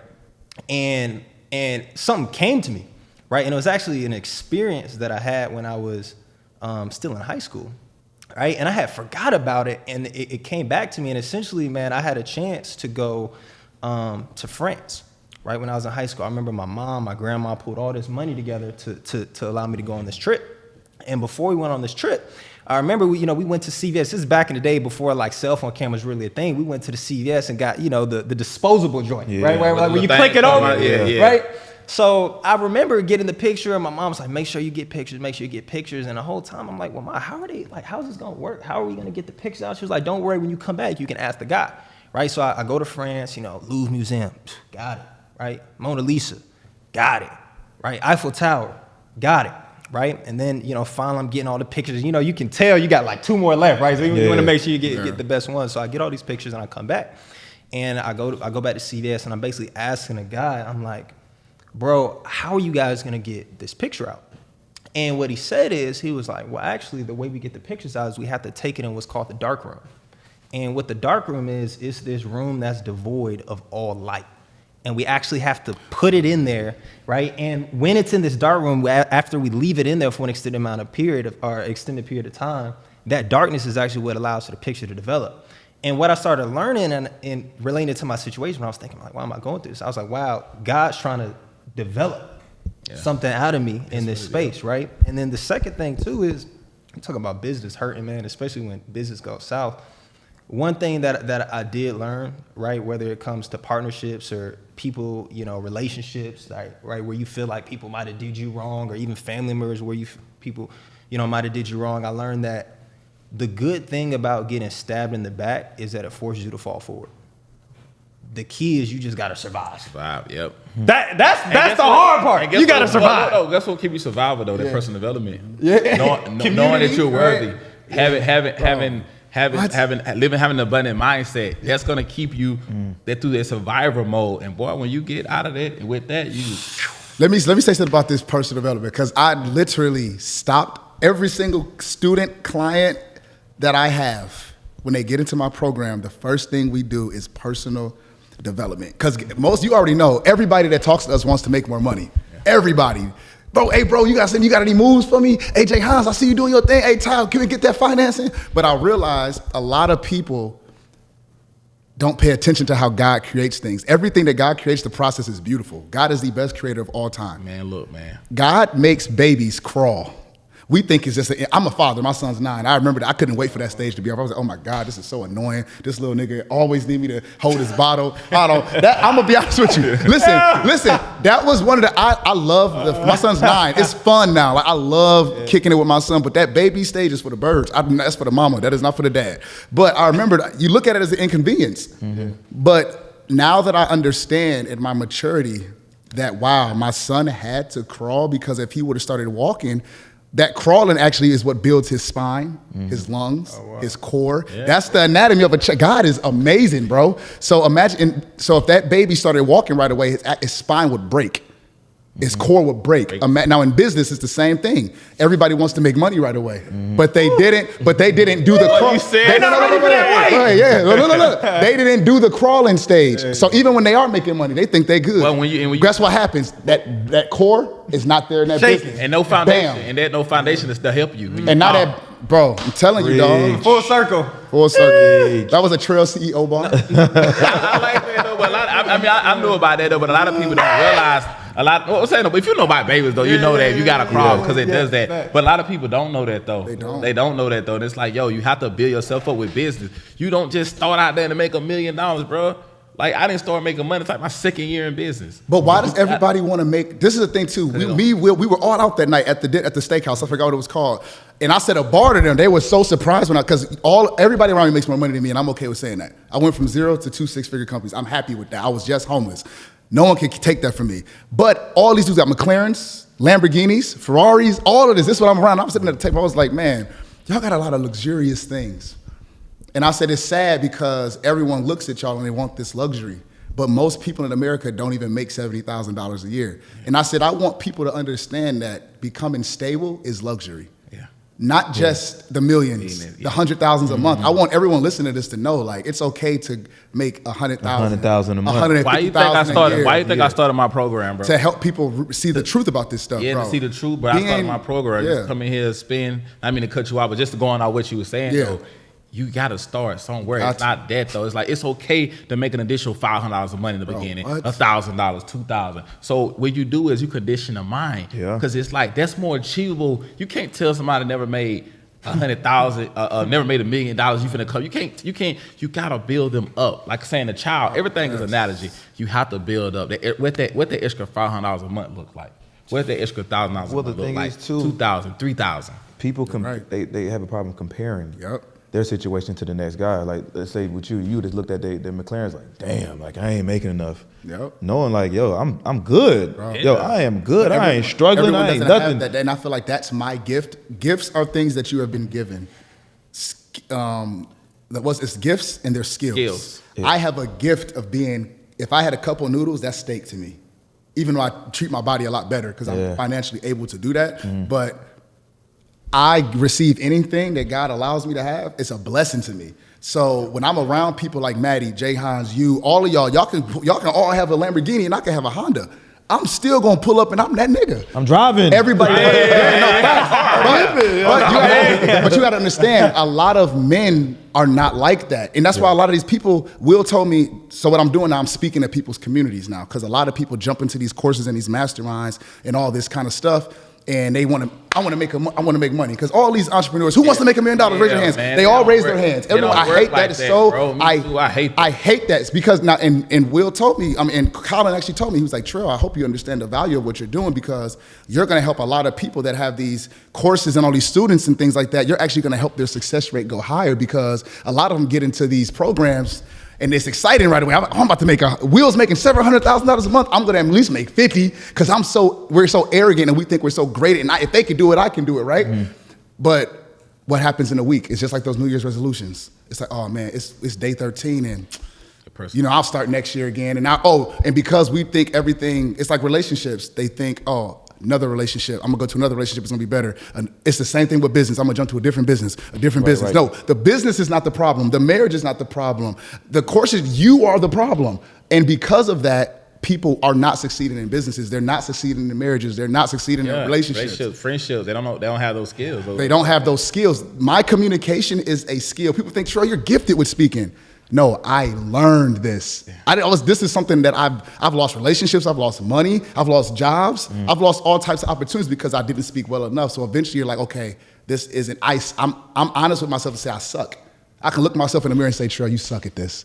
Most people aren't transparent and honest with themselves enough, and they'll rather sit there. The dumbest thing you can do is lie to yourself because you know the truth. And that's be stupid. Ignorant into the thing that you know you're not good at. That's a recipe for disaster. But you know how much better you are at things? I tell people I suck at basketball, but I still go in there and get buckets. It actually makes you. I suck at doing content. I made the stuff myself. Look, it actually makes you perform. You perform better when you're honest with yourself. Yeah. I shoot. Why do you think I shoot so good? I suck. I don't care if I make and I'm productive. I never heard you say you suck at basketball. Maddie, Maddie, how many times have I said I'm not a hooper for real? And that's why I said I'm not a hooper.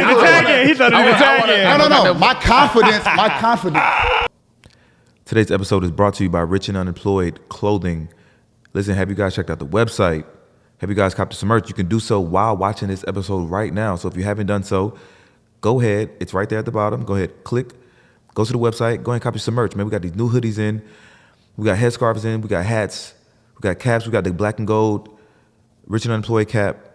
So make sure you guys tap in, grab some merch while watching this episode. Because listen, we're giving it to you good. Wait, pause.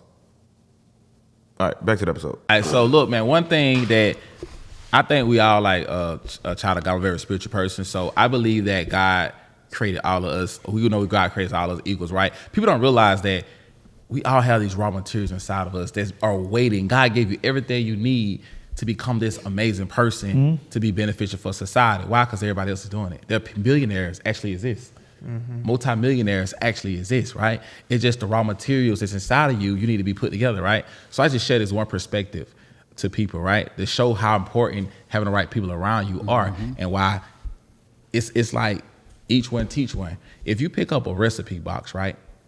If you see on the outside, you see what it can be, right? But in order for that cake or whatever the recipe to develop, what actually has to happen? You got to do the work. Somebody got to actually pick that box up and say, add the eggs, add the water, right? Somebody else. So when you having that awareness and understanding the raw materials in everybody, right? It just takes for me to pick that box up to look at you. Let me add this to make this person become this great person and like become this great recipe that other people can benefit off of. Man. People don't understand. Like that's why I'm, like I said, big on personal development and big on educating people, because you don't realize that if I help you get to where you want to be at, but you already had this raw ingredients. I'm not You're extracting. You're not creating. You're creating because you already are creative. People. That's why when people realize that, bro, I think that's why we've been so good at changing other people's lives, because we understand that I'm not inserting nothing into you. Yeah. I'm just extracting what God already created you to be already, and I'm creating you to be better for society.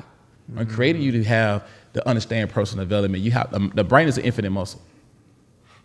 It's an infinite muscle. We don't even I think in biological time they say the oldest man lives to be like 400 years. That lets me know the average life expectancy is now 70 years. We don't even have enough time on Earth right now to see what our brains are capable of. Yeah.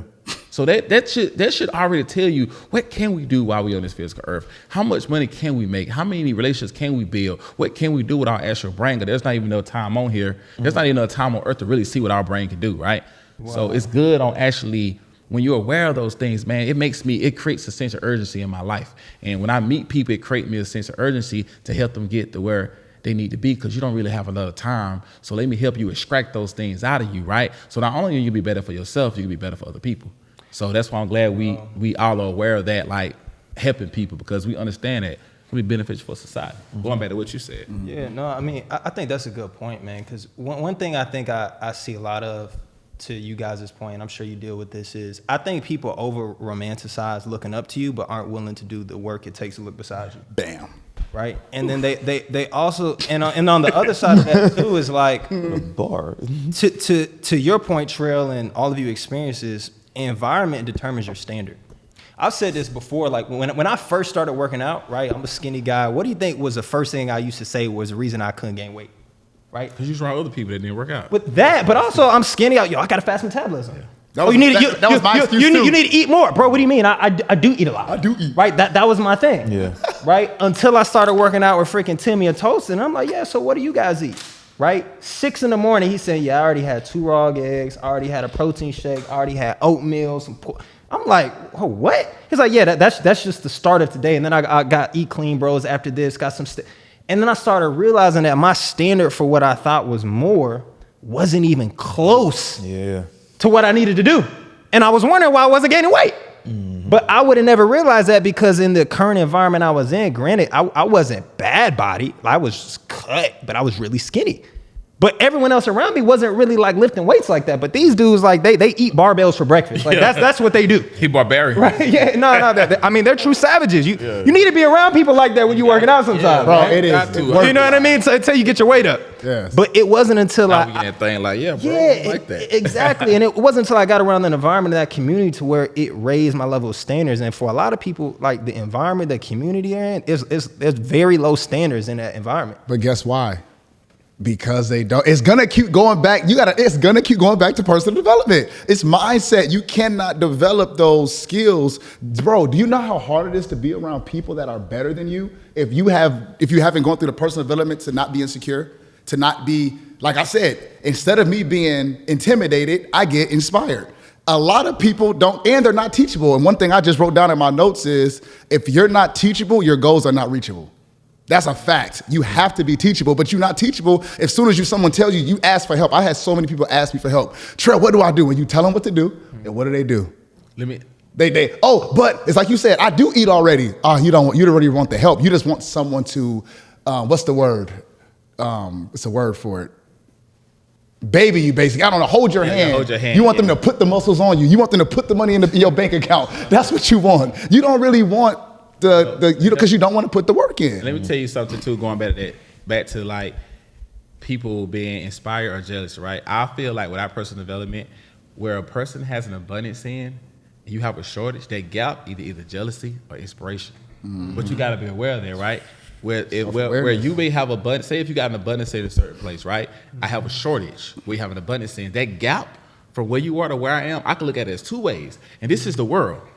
People look at it as 2 ways. I can either be inspired to get to where you are, or I can hate your guts. I could be jealous of you because I don't have that. That gap is not, I don't have that. Yeah. So, but you have to be aware that and have personal development to know that, hey, and think in abundance, like, you know what?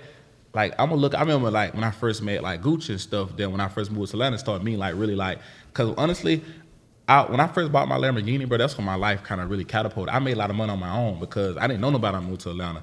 But like when I first started seeing these people, when I remember I first went to Gucci house, I was like, God damn, this house is big as hell. He's got Gucci, you got a nice house. Yeah, bro, you got a dope ass house. And like I said, granted, like I even told him, bro, like, bro, I'm gonna give him a mansion one day because it inspired me. Like, like, damn, this my friend got this house big as hell. Guess what? I just closed on my mansion like 3 weeks ago. Yeah. So I know that's gonna inspire other people to do the same thing. Like I was inspired, but I wasn't jealous. I was happy for my brother. Yeah. But some person could have looked to take. They probably looked at it a different way. I can honestly say, bro, there's not one jealous, envious bone in my body. Like bro. I don't I like love you. you. Like when I'm on the phone with you, like bro, we just made like 60,000-70,000 a day, or like bro, the company making like 100, like 6 figures. Like I get inspired. Like, oh, for real, bro. You do like a lot, you know what I'm saying? Like damn, I love hearing this shit, because if I don't hear it, how am I gonna know what to do for real? Like if I went around these high level entrepreneurs like David Shands, like he's my mentor when it comes to podcasting, and he's showing me his accounts. Like this is how much money I'm making, bro. I ain't getting jealous. I'm like, oh shit, this is I can do this. Yeah, but the thing bro. I love about that is, yes, you're inspired, but you're also willing to put the work in. Damn right. That's the You damn thing. right. It's the same thing with relationships and stuff. I hate when I hear people say, I want to wait till I'm ready. I want to wait till I'm ready. That is so toxic and so sabotaging to me, because at the end of the day, were we ready to be born? Were any of us asked to be here? Were you really ready to do anything? Were you ready to take those first steps as a baby? Yeah. No one's ready for anything. It's about being willing. There's two different things, and most people think, oh, I'm ready. No, you're not. No, you're not. A lot of people wait for perfection. They wait for, and that's the word in the Bible that's the word in the dictionary that shouldn't even, perfection and forever. Those things don't even exist. And I'll tell people too, bro, just like get started, bro. There's no rule book to none of this stuff, bro. No. You just gotta be aware, like just put in the work and understand that. I look at it like this, you get the opportunity. I think Les Brown might have said this. When you say certain words, I think he was like, don't say, oh, I gotta do this. I get the opportunity to do That's what I was just saying earlier, yeah. Like I get the opportunity to wake up the next. I get the opportunity to shoot content, or when you look at stuff like that, it's like, wow, I'm excited about. I get the opportunity to wake up and go to the gym. Like I love like thinking like that, bro. I never look at when people say, oh, I gotta do this. You already have created a negative connotation in your brain. When you think like that. I remember when I first went through that process of all this personal development, I had people hating my guts because I refused. That was my ex, whether it's family, if any of them woke up and said, I gotta go to the gym. No, you get to go to the gym. So many people say that. It's like natural. And it shows me that most people are negative because that's what their environments have exposed them to. And then you gotta think, a lot of people don't understand how painful personal development and refinement is, because a lot of times you become people's enemy. You got to think, being a leader, you're not liked a lot. So you got to think when someone says, when I'm always saying, hey, no, you don't got to, you get to. People just want to be negative. Like, don't nobody want to hear that right now. That's literally how it becomes. And it's like, it started to show me that, wow, like, one thing that you have to understand going through personal development, you're going to develop new relationships, new habits, and a lot of those people aren't going to suit you anymore. You have to be okay knowing that, man, your circle, your family, your mama, I had to cut my moms off for a little bit. People are not willing to sacrifice that. People think sacrificing is I'm going to stop smoking weed. That's not a sacrifice because you shouldn't be doing it anyway. Yeah. Sacrificing are things that might really benefit you that you have to step back from and be like, okay, I can't do that right now. You know, sacrifices isn't the alcohol. It's not the not having sex. Those are not sacrifices. That's called discipline. You get what I'm saying? It's two different things. Yeah, people get that definitely mixed up, bro. Because how you gonna sacrifice? Like, bro, when people use the word sacrifice, like, yo, sacrificing me like you about to die. I gotta No, you're actually being disciplined in order to get something greater. Sacrifice to me, that word sounds like it's so mean and so like harsh, like sacrifice, like I'm about to die tomorrow or something like that. It's like, yo, what you're sacrificing me is like something that can harm you. Having discipline is not gonna harm you. Having discipline is gonna help you grow. So is that really a sacrifice? Nah. That's like a crackhead being stuck on meth and crack every Tuesday. And they say, you know what? I'm gonna sacrifice meth today. Like, that's so stupid. You're not sacrificing, you are fixing yourself. You get what I'm saying? Yourself. That's how I look at it, bro. Sacrifices and saying, okay, look, I love my family. They're a huge support system for me. And I love being around them, but I have to sacrifice this time so I could build something for myself so I can actually take care of them. That's a sacrifice. I got a question. Jhines, what's your vice? What's your vices, you would say? To be honest, man, that's a good question. I don't know if I have. You got a vice, bro. Everybody has a vice. Everybody got a vice. You might not want to say everybody. Yeah, you might not want to say it. Right. No. I'm really thinking about like the one thing. Drake songs. Damn. Hey. My nigga. Dang. I think for me, I have what I've had to work on, bro, and this has probably been like the biggest thing, is going to bed earlier and disciplining myself to be able to do it. Because I have this thing to where once I like watch the show, right? It could be on Netflix or what, you know what I mean? I have this thing where like I have to finish it. Binge watching or something? Yeah, man. And it's like, it gets really bad, right? So like I could start something at like 8 p.m. and know like, bro, I got to get up tomorrow. I got a full day, and I literally will stay up to like 4. And I like actively am frustrated because I know when it's happened. I'm like, bro, I'm going down that, I'm kind of going down that path. I'm, you know, BSing, and I'm just like, bro, I need to go to sleep. So I would say that's one of those things where, like, for me, I probably really struggle with. Okay. It's just like binge watching. I gotta do better. I did that with Snowfall. Yeah, man, it's just like Netflix, Amazon Prime, like, and I try to stay away from it because I don't even have a TV in my bedroom. That's like one of the main reasons I don't have a TV in my bedroom, because I don't trust myself to be disciplined enough. No, for real. That's good. You got. You should know. Bro, I discipline. I don't trust myself, man. Self-awareness, bro. How much TV are y'all watching? I don't watch TV. I don't watch TV that much. I don't watch TV only at because all. Only time I will watch TV. Well, when I was in a relationship. Yeah, one way to. I would watch. I was watching Snowfall. I watched Ozark. I watched all that. But my boy Da Vinci, like, he don't be. I watched that, but like, I got like 1 hour. A week I don't be really watching. I don't be watching TV like that. I actually feel, but that's my vice. Dang, that's my vice, bro. I feel guilty for doing everything. Everything. Like, okay, so for example, my vice is this. Like, I would have a schedule. I'm getting better with my scheduling, right? I have my clients, I have my to-do list, I have the things I gotta do. Sometimes I think that might take 6 hours. That's what I will time it for. It's gonna take 6 to 7 hours. I'll get done with it in 2 hours. My vice is I need to do more work. Yeah. Instead of being like, wait, I accomplished something. Yeah, let me chill.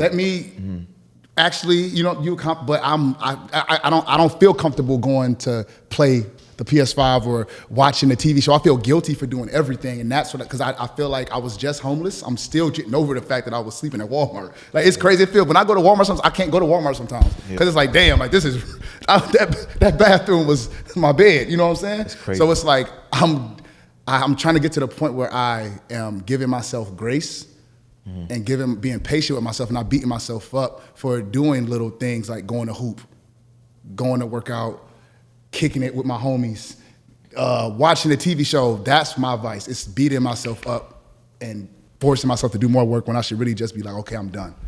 I'll add another one too, and like, this is really, really like nerdy, right? Anime. But on that track, but I have this, and then again, this goes into, because like, I don't watch TV. That's one of the reasons I don't watch TV, because when I do, I know I'm gonna binge watch. But the other thing that really kills me, bro, like webtoons and like comics. Bro, and I know people are like, what the heck is, bro, that, because like, let's say you start like a webtoon or a comic, it might have like 150, 200 chapters. Yeah. I mess around, I just keep scrolling, reading, webtoon? and I'm like, bro. That sounds like porn to me. I don't know why. It does. Like, It sound like porn. Nah. Is it porn? No, Because he said yeah. Like a webtoon basically is like a comic book. It's like an online comic. But you scrolling. That's like, yeah, but you just keep scrolling. So like you might start a webtoon, but bro, it might have like 200 different chapters, but it has like pictures. And you read it. Like, and you just keep. So like, that's one of the things that's like really bad, to where like I have moments where I know I need to work on my goals for the month. Or I know I need a business plan. But like, I like reading. So like I get on a webtoon, start reading. I'm like, bro, I done wasted like 3-4 hours. Yes, bro. yeah. Just that's like, and I'll be like, come on, bro. And to your point, like, no matter how mad someone else gets at me, I get the most upset with myself. Wow. You know what I mean? Because I'd be like, why the heck did you do that, bro? Like, you know better. I talk kind of crazy to myself sometimes. I do that right? too, because bro. I get so frustrated where it's like, bro, you know what you're trying to do. You know what you're trying to accomplish. Why did you just waste 3, 4, 5 hours doing this? So I would say like, that's another thing where it's just like. That's one of my advice too, bro. Knowing that it's taking 3-4 hours to do something because you procrastinating and doing it slow. I'm working, bro. One of my vices, bro, is social media, bro. And I know you addicted now because you own it for real. Yeah, like it's like. That's not advice, bro, because that's how you're touching the word. But still, bro, the notifications, I know. That shit got me. I turned the notifications off, bro, and I still like, I might post and I still try to get on there for like an hour just to interact, and then I always find myself like going back on it to check, and now I find myself, oh damn, 30 minutes went by. All right, damn, chill. then I go do something else, and then I check in the meantime, then like 20 minutes go by. And like, I don't even check the screen time play, because I know that shit is crazy for the week. If we You pull know up what I my mean?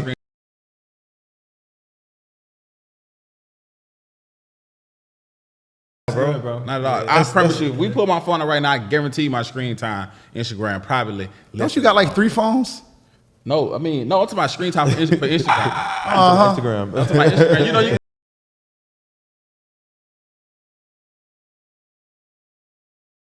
Hey, that's wild. I mean, hey, that's left field. Instagram. You got something against porn? Like, what's up, bro? Wait, what you got going on, Trell? You getting something, my nigga? Like, Oh, man. I ain't getting none. That's it's okay though. all right.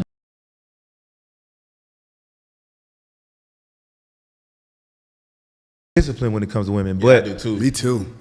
women, I meet so many, and then I try to like stiff arm a lot of them, but it's some that still get through the cracks, Stiff arm? right? Like, literally stiff arm. Nah, bro.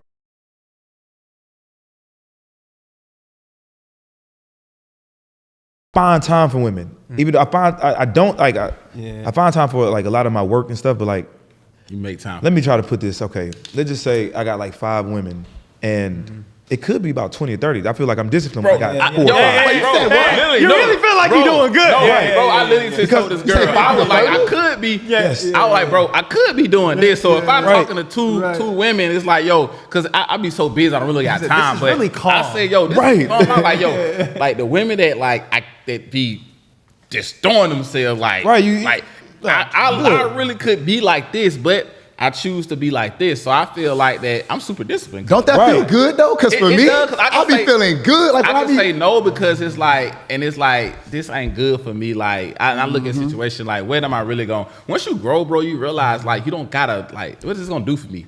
bro, men, So I it's want y'all like- to know this. Yeah, bro. The way these women value them, I'm gonna carry. The way these women value themselves, y'all need to start doing the same. What the healthy women that are good, you know, we talk about them. We ain't talking about the ones that's trying. Value ourselves how those women value themselves. I take pride. Even when I was in a relationship, I ain't gonna lie, I'm a super loyal dude. Like I was putting my wedding ring in girls' faces. Like I'm good. You know what I'm saying? But like in general, I was always that type of dude. I always felt good telling a girl no when it came to sex. I don't know why they gave me like, no, I'm good. I'm never, when I was in the studio as a songwriter, I was working with bad females. My homies be like, bro, are you gay? Like she obviously, I'm like, I'm cool, bro. I'm cool. I never was pressed on women, but I feel like that's something that attracts women for real. It does, bro. When you easily can tell a woman, because like, oh, you don't want to do this time? No, I'm like, good. No, like I'm straight because it's like, I just look at it like I hold myself to a higher standard too. Y'all, Yes. bro, I just hold myself. People like, oh, I had sex with this many girls. I'm like, bro, I can count mine on one hand. Like, this year we talk about it. Like, yo, I don't been there and did that. Like, my mindset is different now. Maybe when I was a younger or whatever, but when you get to a certain level in life, it's like, it going back to relationships too. I tell women and my female friends, like, you gotta, some dudes sometimes gotta get that out of them. You gotta know where a man is at in his life. You can't, no matter what you do, a man gotta want to change. So you get to a point mentally where you done been there and done that. I can say no now because this doesn't faze me. You know, like with women. Now some dudes that just start getting women, they all excited about every big big titty woman, right? I mean, cool, that's still attractive, but like when you done been there and done, when you, no, it's still cool now, it's still cool. But when you've been there and done that, it's like that's not, and where you are right now, you just know what you need. Like that's not gonna help me. That's not gonna help me grow. So I could say no to that. And a lot of times it ain't what it's cracked up to be, fellas, because I'm telling you, I'm even hearing from homies like, bro, she was bad, but it was trash. It was bad, but I hear that so much that now, bad bro. Girl, we talk about this, bro. That bad girl, bad man. It's bad for you. No, bro. It's bad for you. Hey, bro, no, I got a bar for that. I be writing these philosophies down, and thanks to God, they be coming out of nowhere. I was like, it's crazy because when a man sees a woman, there's natural thoughts that we have. There's different types of women. There's the beautiful, oh my God, she is gorgeous. Yeah. She's beautiful. And then you got that one that, oh, she's bad. That one that's bad is usually more provocative, more open with her. You could tell she's more sexual, right? When I see women like that, if I say she bad, I know right away that's not who I'm trying to approach. Yeah. But that beautiful, if I'm saying right away she's beautiful, she's gorgeous, that's the one I'm going to most likely approach. That appearance, probably that conservativeness makes you say a woman's beautiful because she's more, you can just feel a woman like, you got these women, some of them aggressive, and you got the ones that's conservative too. Yes. So the more conservative woman is usually probably the one you may call beautiful because she may be an overall But that's the one that's most likely helped. If I say a girl's bad, she's bad for me. I'm being honest with you. I don't got time. Listen, I don't got time to be telling a woman, baby, can you put your clothes on? I've been through that already, and that's so stressful because all it does, they call you controlling, but you want me to come and defend the dude when you got your booty out. This dude see it, you reject him, he called you the B word, now you I told you to put your clothes on in the first place. Well, I should be able to wear what I want. I don't got time for that because in reality, I should be able to wear my do-rag and wear my hat backwards and not get pulled over by the police and get shot. But I'm not gonna put myself in that position, even have to deal with that. I get so tired of hearing women say things. I should be able to walk down the street. I should be able to be black and not get shot. Yeah. We gotta stop, that's that immature stuff. I have no time, no energy for that. And that's why you can say no to say no to women you had immature. We all are super mature. Yeah. So I can say I don't gotta every girl that you want to talk to me. I could be like nah because like I saying though, I'm to the point where it's not gonna do nothing for me. I'm trying to get to certain places in life, and it's like I know what's aligned with me. So it's like no, I'm straight. Like bro, it don't even excite you. It don't excite. It don't excite me no more, bro. Because where I'm going mentally, bro, that just having that alone ain't enough for me. Yeah. You know what I think is interesting. We were kind of having this conversation earlier, and I'm interested to see kind of what you guys feel about it. Is this idea, and what I think is hard, especially being in Atlanta, right? Because as you know, a lot of women, whatever. But as you 17 to 1, maybe 25. As you make more income as a guy. You know, every man develops a certain appetite for a certain aesthetic, right? And as you make more money, you get access to even higher level of aesthetic. But I think what a lot of men, when they get to a certain level of income, they can struggle with is you realize that the women that have that aesthetic don't have the attitude, right? So they might have a high aesthetic, but they aren't sustainable options. High and on maintenance. Wait, elaborate. I'm not comprehending. What do you mean? I got you. I'll get there. So on the flip side, right, you have women who have the right attitude, the woman who's feminine, she's helpful, she's supportive, she's peaceful, she's doing all these right things. And you know, from a long-term option, that is the best fit for you. The good girl. But at the same time, how do you now still deal with the appetite for the aesthetic that you've built? Right, because the girls with the aesthetic, they've been rewarded so much for existing, right, and they haven't been forced to build other areas of themselves. So they're on their Johnny Bravo, just like you had the dudes who get the money, don't work on anything. The women who get the beauty, they aren't necessarily forced to have to work on the personality. Now I'm not saying there aren't women out there that are like that. There's some bad, right? There are some women that are like that, but from my experience, I don't know if that's you guys' experience. A lot of times that's not the case. Right, so it's like having to deal with having the appetite for the aesthetic, but knowing long term this is a stressful situation, or you go to the woman that you know is good for you, but may not necessarily have the aesthetic that you develop or the appetite for the aesthetic that you develop, and having to kind of be in that limbo of. You got two things. You got a good woman, you got the right woman. So people don't understand. There's a difference for having a good woman and a right woman. A good woman can, suck you, do all that, cook and clean for you, whatever, but it depends on where you are in your life. Had a right woman. The right woman to me is somebody that come up with creative ideas. Like we said, that supporter. I'm a business person. I'm going somewhere, right? There's certain things that I need as a man. So men need to be aware of okay, what's the right woman for you? Because you can meet a girl, she, like I said, she can do everything, but may not be what you need. Bro, I'm gonna be honest with you. You said you got to deal. I don't deal with nothing. I ain't playing cards. I ain't dealing nothing. I ain't dealing with nothing. If I'm telling you straight, this is not poker. I'm not playing that game, bro. I'm to that point. Even when I went to the gym, bro. Fine woman, beautiful. She was gorgeous, natural. I'm so attracted to natural. It is the sexiest thing when a woman is natural, because that shows me that she is.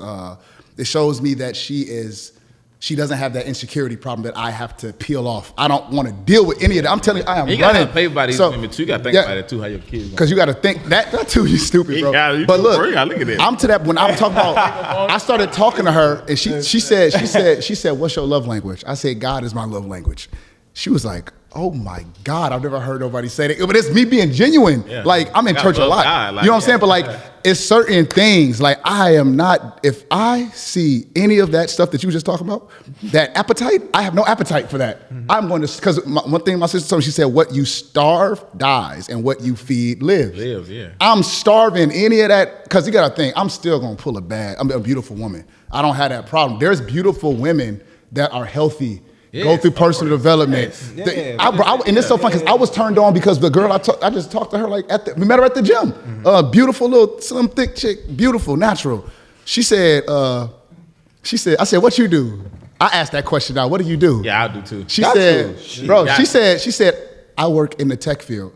You know how much that turned me on to hear her not say that she's an influencer, that she's not an esthetician. No offense to any of that. Yeah. No offense to any of that. But I'm telling you that stuff turned, because I'm sorry, bro. Everybody got a boutique. I just don't want to ever deal with that lifestyle again, because a lot of those women that are not going through the personal development and they're in that lifestyle, I got to compete with Ari does this, Jada does that, money. I don't want to deal with any of that, bro. So I'm just saying, I see that's a habit. That's really how it is, though. Wife. Huh? Nothing. No, that's a lot of women that try to. But it's also a lot of women, bro. I can't say this too. Like I said, I never heard for. I think it's just by the grace of God. I've met like beautiful women that have that, like, you know, they have that, and will also are a great person, bro. Yeah, like they're a good person because like they've worked on themselves, man. But like I said though, I ain't even attract the women that's you know that have that just have the aesthetics though, bro. I'm gonna track that had it because that ain't gonna. Once that conversation get going, it's a wrap. They know not to approach. Let me ask y'all this then. So is it immature for us to like have that appetite, right, and to like act on it, right? Yes. Because it's okay. I'm gonna say no.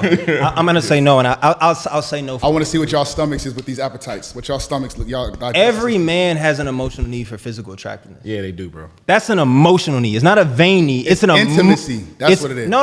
Intimacy is different. I need to hear this. Intimacy is different. Intimacy, that's affection. That tends to be a woman's top 5 emotional need, right? Affection is like hugging, right? Cuddling, holding hand. That's affection, intimacy. But when it comes to physical attraction, that literally is an emotional need for most men. Mm-hmm. Like if I see my woman and she's not like dresses her way, the hair's like, bro, that literally makes me feel bad. Me too. Mm. Yeah. Like I you know what I mean? If I'm out, I'm just kind of like, bro, like that crushes my, like I don't, and no, for real. And a really good book, it's a book called His Needs, Her Needs. And the reason I love that book is because he talks about men's top 5 emotional needs and women's top 5. And where the disconnect tends to come is women's top 5 tend to be men's bottom, right? And men's top 5 tend to be women's bottom 5. And he talks about things like, look, physical attractiveness is an emotional need. Mm-hmm. Sexual fulfillment is an emotional need. Definitely. Domestic support is an emotional need. Yep. Recreational companionship, a woman who's willing to do things with you, right? Go to the gym, like go. Yes, bro. Exercise. Bro, that admiration, that's an emotional need for men. And on the flip side, like you got women's, right, which might be like financial security, intimate conversation, affection, right? Family commitment. Like you have those things. Definitely but my bottom 5. Is that even on your list? And actually, on his list? You said, I think y'all can agree. Like that's most people. No, I ain't gonna. Yeah. Because I don't care. All that affection and stuff. I thought that was something I wanted. Because you gotta think all that. We always think rap music is bad. We think hip hop is bad. Actually, R&B music is just as detrimental. Because you gotta think. I remember when I was with Brian McKnight. He told me straight up. He said. I never was in love when I made them songs. I said, what? Hey, we might have to cut this. No. Put this on Patreon. No. Then he told me. Sales about to go down. But that was the thing though. I was like, wait a minute. Because you got to think, my mama had me growing up watching Love Jones, loving basketball. Waiting, I was watching that stuff. My mama had me with this false idea of what I thought I wanted. Now I realize, that's not what I need from a woman. That's not even what I care about the most. Now I feel like that it's like we've been misled with that R&B music too. Have people thinking about Neo and them like, no, it's not like that. That stuff is false. Yeah. You look like an R&B singer, bro. Hey, bro, I was gonna be one. I was definitely gonna be one. I used to I was doing. So you say it's immature. You say it's not. It's not immature. Cause I don't think so. I need that. I ain't gonna lie. Let me get Matty J, because you're married, right? You're married. Hey, tag him in from the top, bro. I just yes or no. I mean, is it immature to have the appetite and act on it? No. To act on it? That's what I'm saying. To act on it. When you're married. Definitely, for sure. You can't even. Definitely. That's what we talk. I think to act on it. You got to say that. Yeah. Okay. Well, I mean, of course, like if you're relationship married, but I'm thinking in relation to if you see a woman that you're attracted to, is that bad as a man to want to act on that? Now, of course, if you're in a relationship, that's like a different conversation. Are we single? Are we acting on it or not? That's just it. Are we acting on it or not? I feel if you're single, immature it's okay is acting on it. Yeah, I feel if you're single though, it's okay to act on it. Devil's advocate. I think if in a relationship, I think you could act on it. Stop. No, but let me say why though. Let me say why. In a relationship, not if you're married, because marriage, is before God. But in a relationship, if you see something that you're aesthetically attracted to, that might be your person. And if you're denying that, right? The person that you're with, you're with them. There's too many beautiful women. You're gonna want every woman then. Not just beauty, but just energy, right? Like not just the beauty, not just the look. Energy or spirits? Which one are you talking about? Man, listen, bro. I feel like if you're in a relationship, I think that you should be able to, A committed relationship, someone that you're building with. I'm not telling you to go out and cheat. I'm telling you to have conversation to see, like you can have a conversation and not date. Okay. Have a conversation. Like it's. I'm about to say, because when you're in a relationship, before you gotta have a conversation with them. Listen, when you're in a relationship, like you feel like you can't talk to anybody. Like, no, you're forcing yourself. Like you don't have to act on it through sex, but you can act through conversation, through just a vibe, and see like if this could be better than what I got going on. Because clearly we ain't married, so what's wrong with a conversation? So you can obviously understand. That's like that's way because like people break up all the time. That's what I'm saying. But this is I let my could have been my future. But I'm blocking my blessings. I'm missing my blessing. Y'all can see how toxic y'all are. First of all, y'all are toxic. So you can understand why I thought when you said act on, I thought you meant smacking the cakes. That's what I thought you meant. So is that what you meant by acting on? No, man. Okay, boom. When I'm speaking on acting, I'm saying that I don't think it's bad if a man is attracted and wants to get to know a woman based on physical attractiveness. Of course, there's other layers to that, right? Like the woman has to have the substance, which that's even another misconception, right? Because I hear a lot of guys saying like, I don't care about what a woman does. Yes, you do. And to a certain degree, you do. You might not care about her security, but you do care about her substance. Oh my Because you got to be able to bring her in a room and her to be strong enough to exist outside of you to where you can network. That to me to tell me you haven't even fully grown yet to say that. Yeah, if a man says that, bro. Men are like, I don't care what a woman does. Like, you ain't even Those are those men, because I was just talking, Stefan, the dude that does all the, he does a podcast too. He does all the relationship stuff with the dreads. Me and him was just talking at the gym, and I was like, man, it's so funny. A lot of these men that are talking about relationships are not dudes like us where we actually get women. You get what I'm saying? If you look at the dudes that are talking and going viral, these funny looking dudes, y'all not even. Y'all cornballs with a platform that are getting brownie points from these men and from these women and the men that look like you that are getting disrespected or clowned by those women. This is why I hate when men they're like, bro, y'all talk about women done so much to you, bro. I love women. But that's the thing. I've been through a lot. That's what I'm saying. I don't know why they so against women. Yeah, bro. I don't understand. What is the issue? Bro. No. It's such an aggressive stance too, because all my homies who they've got women or do well with women, there's a certain aggressiveness that you don't have when you speak to even tonality. But it's like not about getting out of character, out of frame. Like you're not trying to argue crazy. You just I'm not arguing with no female. Dudes have an appetite that they can't sustain. Right. Yeah, out of their appetite that's out of them. And then dudes be talking crazy to women, but it's the ones that ain't really getting women. Right. Or that finally got enough money, but now they choosing women that don't choose them. They out of shape, they might have bread, but then they wonder why the broke dudes still taking them home after they done took them to Turks and Caicos and spent 15 racks. Like then they gonna start a podcast. Now they start bashing. Bashing and it goes vice versa because this dude's still talking about. I be like, bro, I literally hate that when I hear dudes, and I be like, I look at this, I'm like, bro, you kind of ugly. And it ain't even believable. Like look at him bro, why you bashing? Like who did you wrong, bro? Like I hate when dudes talk about. And that's the thing too, because I bash women, bro. And I look at them, they be like super weird and stuff, bro. Like why you bashing women, dog? Like who hurt you? Like. But what about the men that I feel like is corny too? Like some of these dudes got these podcasts and they be trying to get on the women cool side. You don't talk about when they be like, girl. Talking about pandering? Oh, it's gay to me. I'm sorry. That stuff is trash. That stuff, I know we can't say that on here. Who? No, all them dudes that be, girl, if they look at the camera like this. Oh, man. Girl, I know exactly what you're talking about. Oh, my God. Bro, shut up. You're never going to get the appetite that you have. Like, you're never going to get those women in your arsenal. Yeah. Chill. Stop. They try to get brownie points from the women, and now they got the women resharing their stuff. No, stop it, bro. So right? Like, one, you definitely have a spirit dudes who've gotten a certain level of influence, and now they're talking about their experiences with women, but again, they haven't maxed out their mind player. And they're wondering why they're not, scoring from the field. Now, the other side to that is there is some truth, right, to things that they say in regards to female nature, but like I think the problem is it's so unbalanced. And on the other side, to your point, you had the dudes who pander, right? They can say exactly what the women want to hear without any level of balance.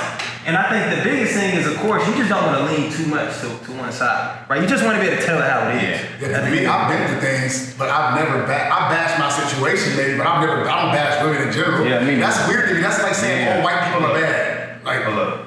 That's D4. You still going on 18, right? Yeah, but it ain't plugged in because it's so far from this to this, so I was gonna use all the audio from there.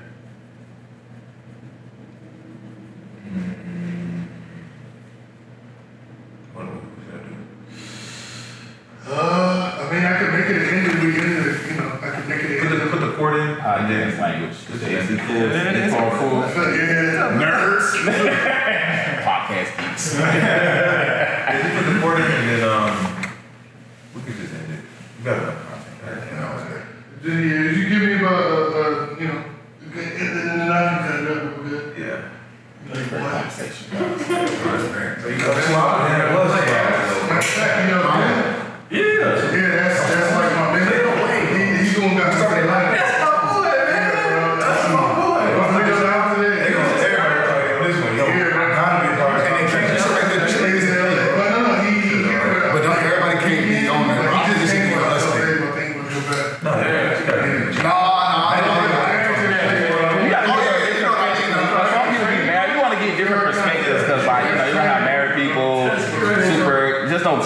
I know it's good people, man. Just like real genuine people, bro. Good people be whack, man. Hey, I could always come on, sure. Right there, that's all I'm on.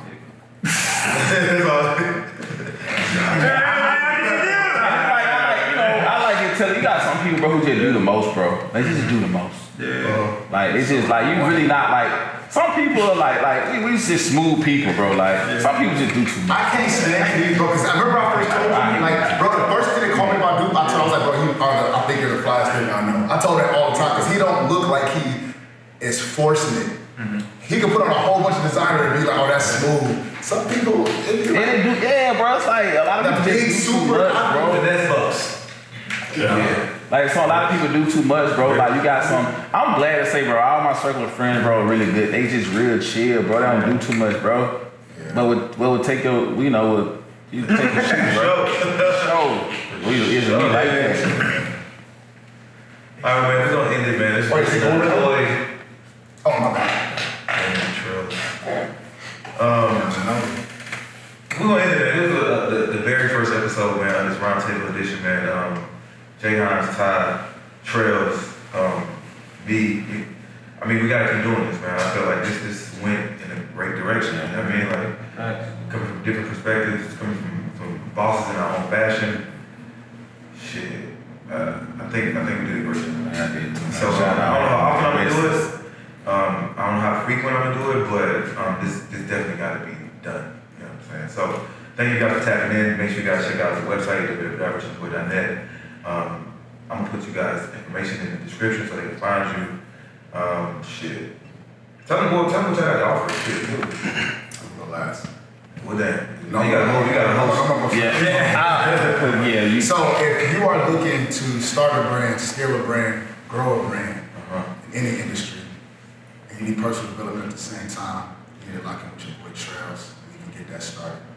I got a class right now where it's $250 a month. You can join the class. There's a whole bunch of students in there, they loving it. Or we can do some one-on-one stuff and see if I can provide some value there too. So go to trellsceo.com, or you can hit me up on Instagram at trellsceo, TRELLSCEO. Cool. Y'all niggas need to learn how to dress. Yeah. Really, man. If you're a guy and you're looking to better communicate who you are through the clothing that you wear, definitely hit me up.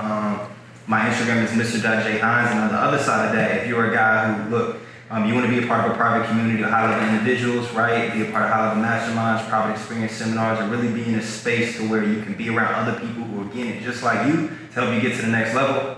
Go to my Instagram, DM me network, or you can go to theaffluentstandard.com. and you can apply. We only do about 100 people that we admit 4 times a year. It is application based, but we love to see if you're a good fit and see you on the other side.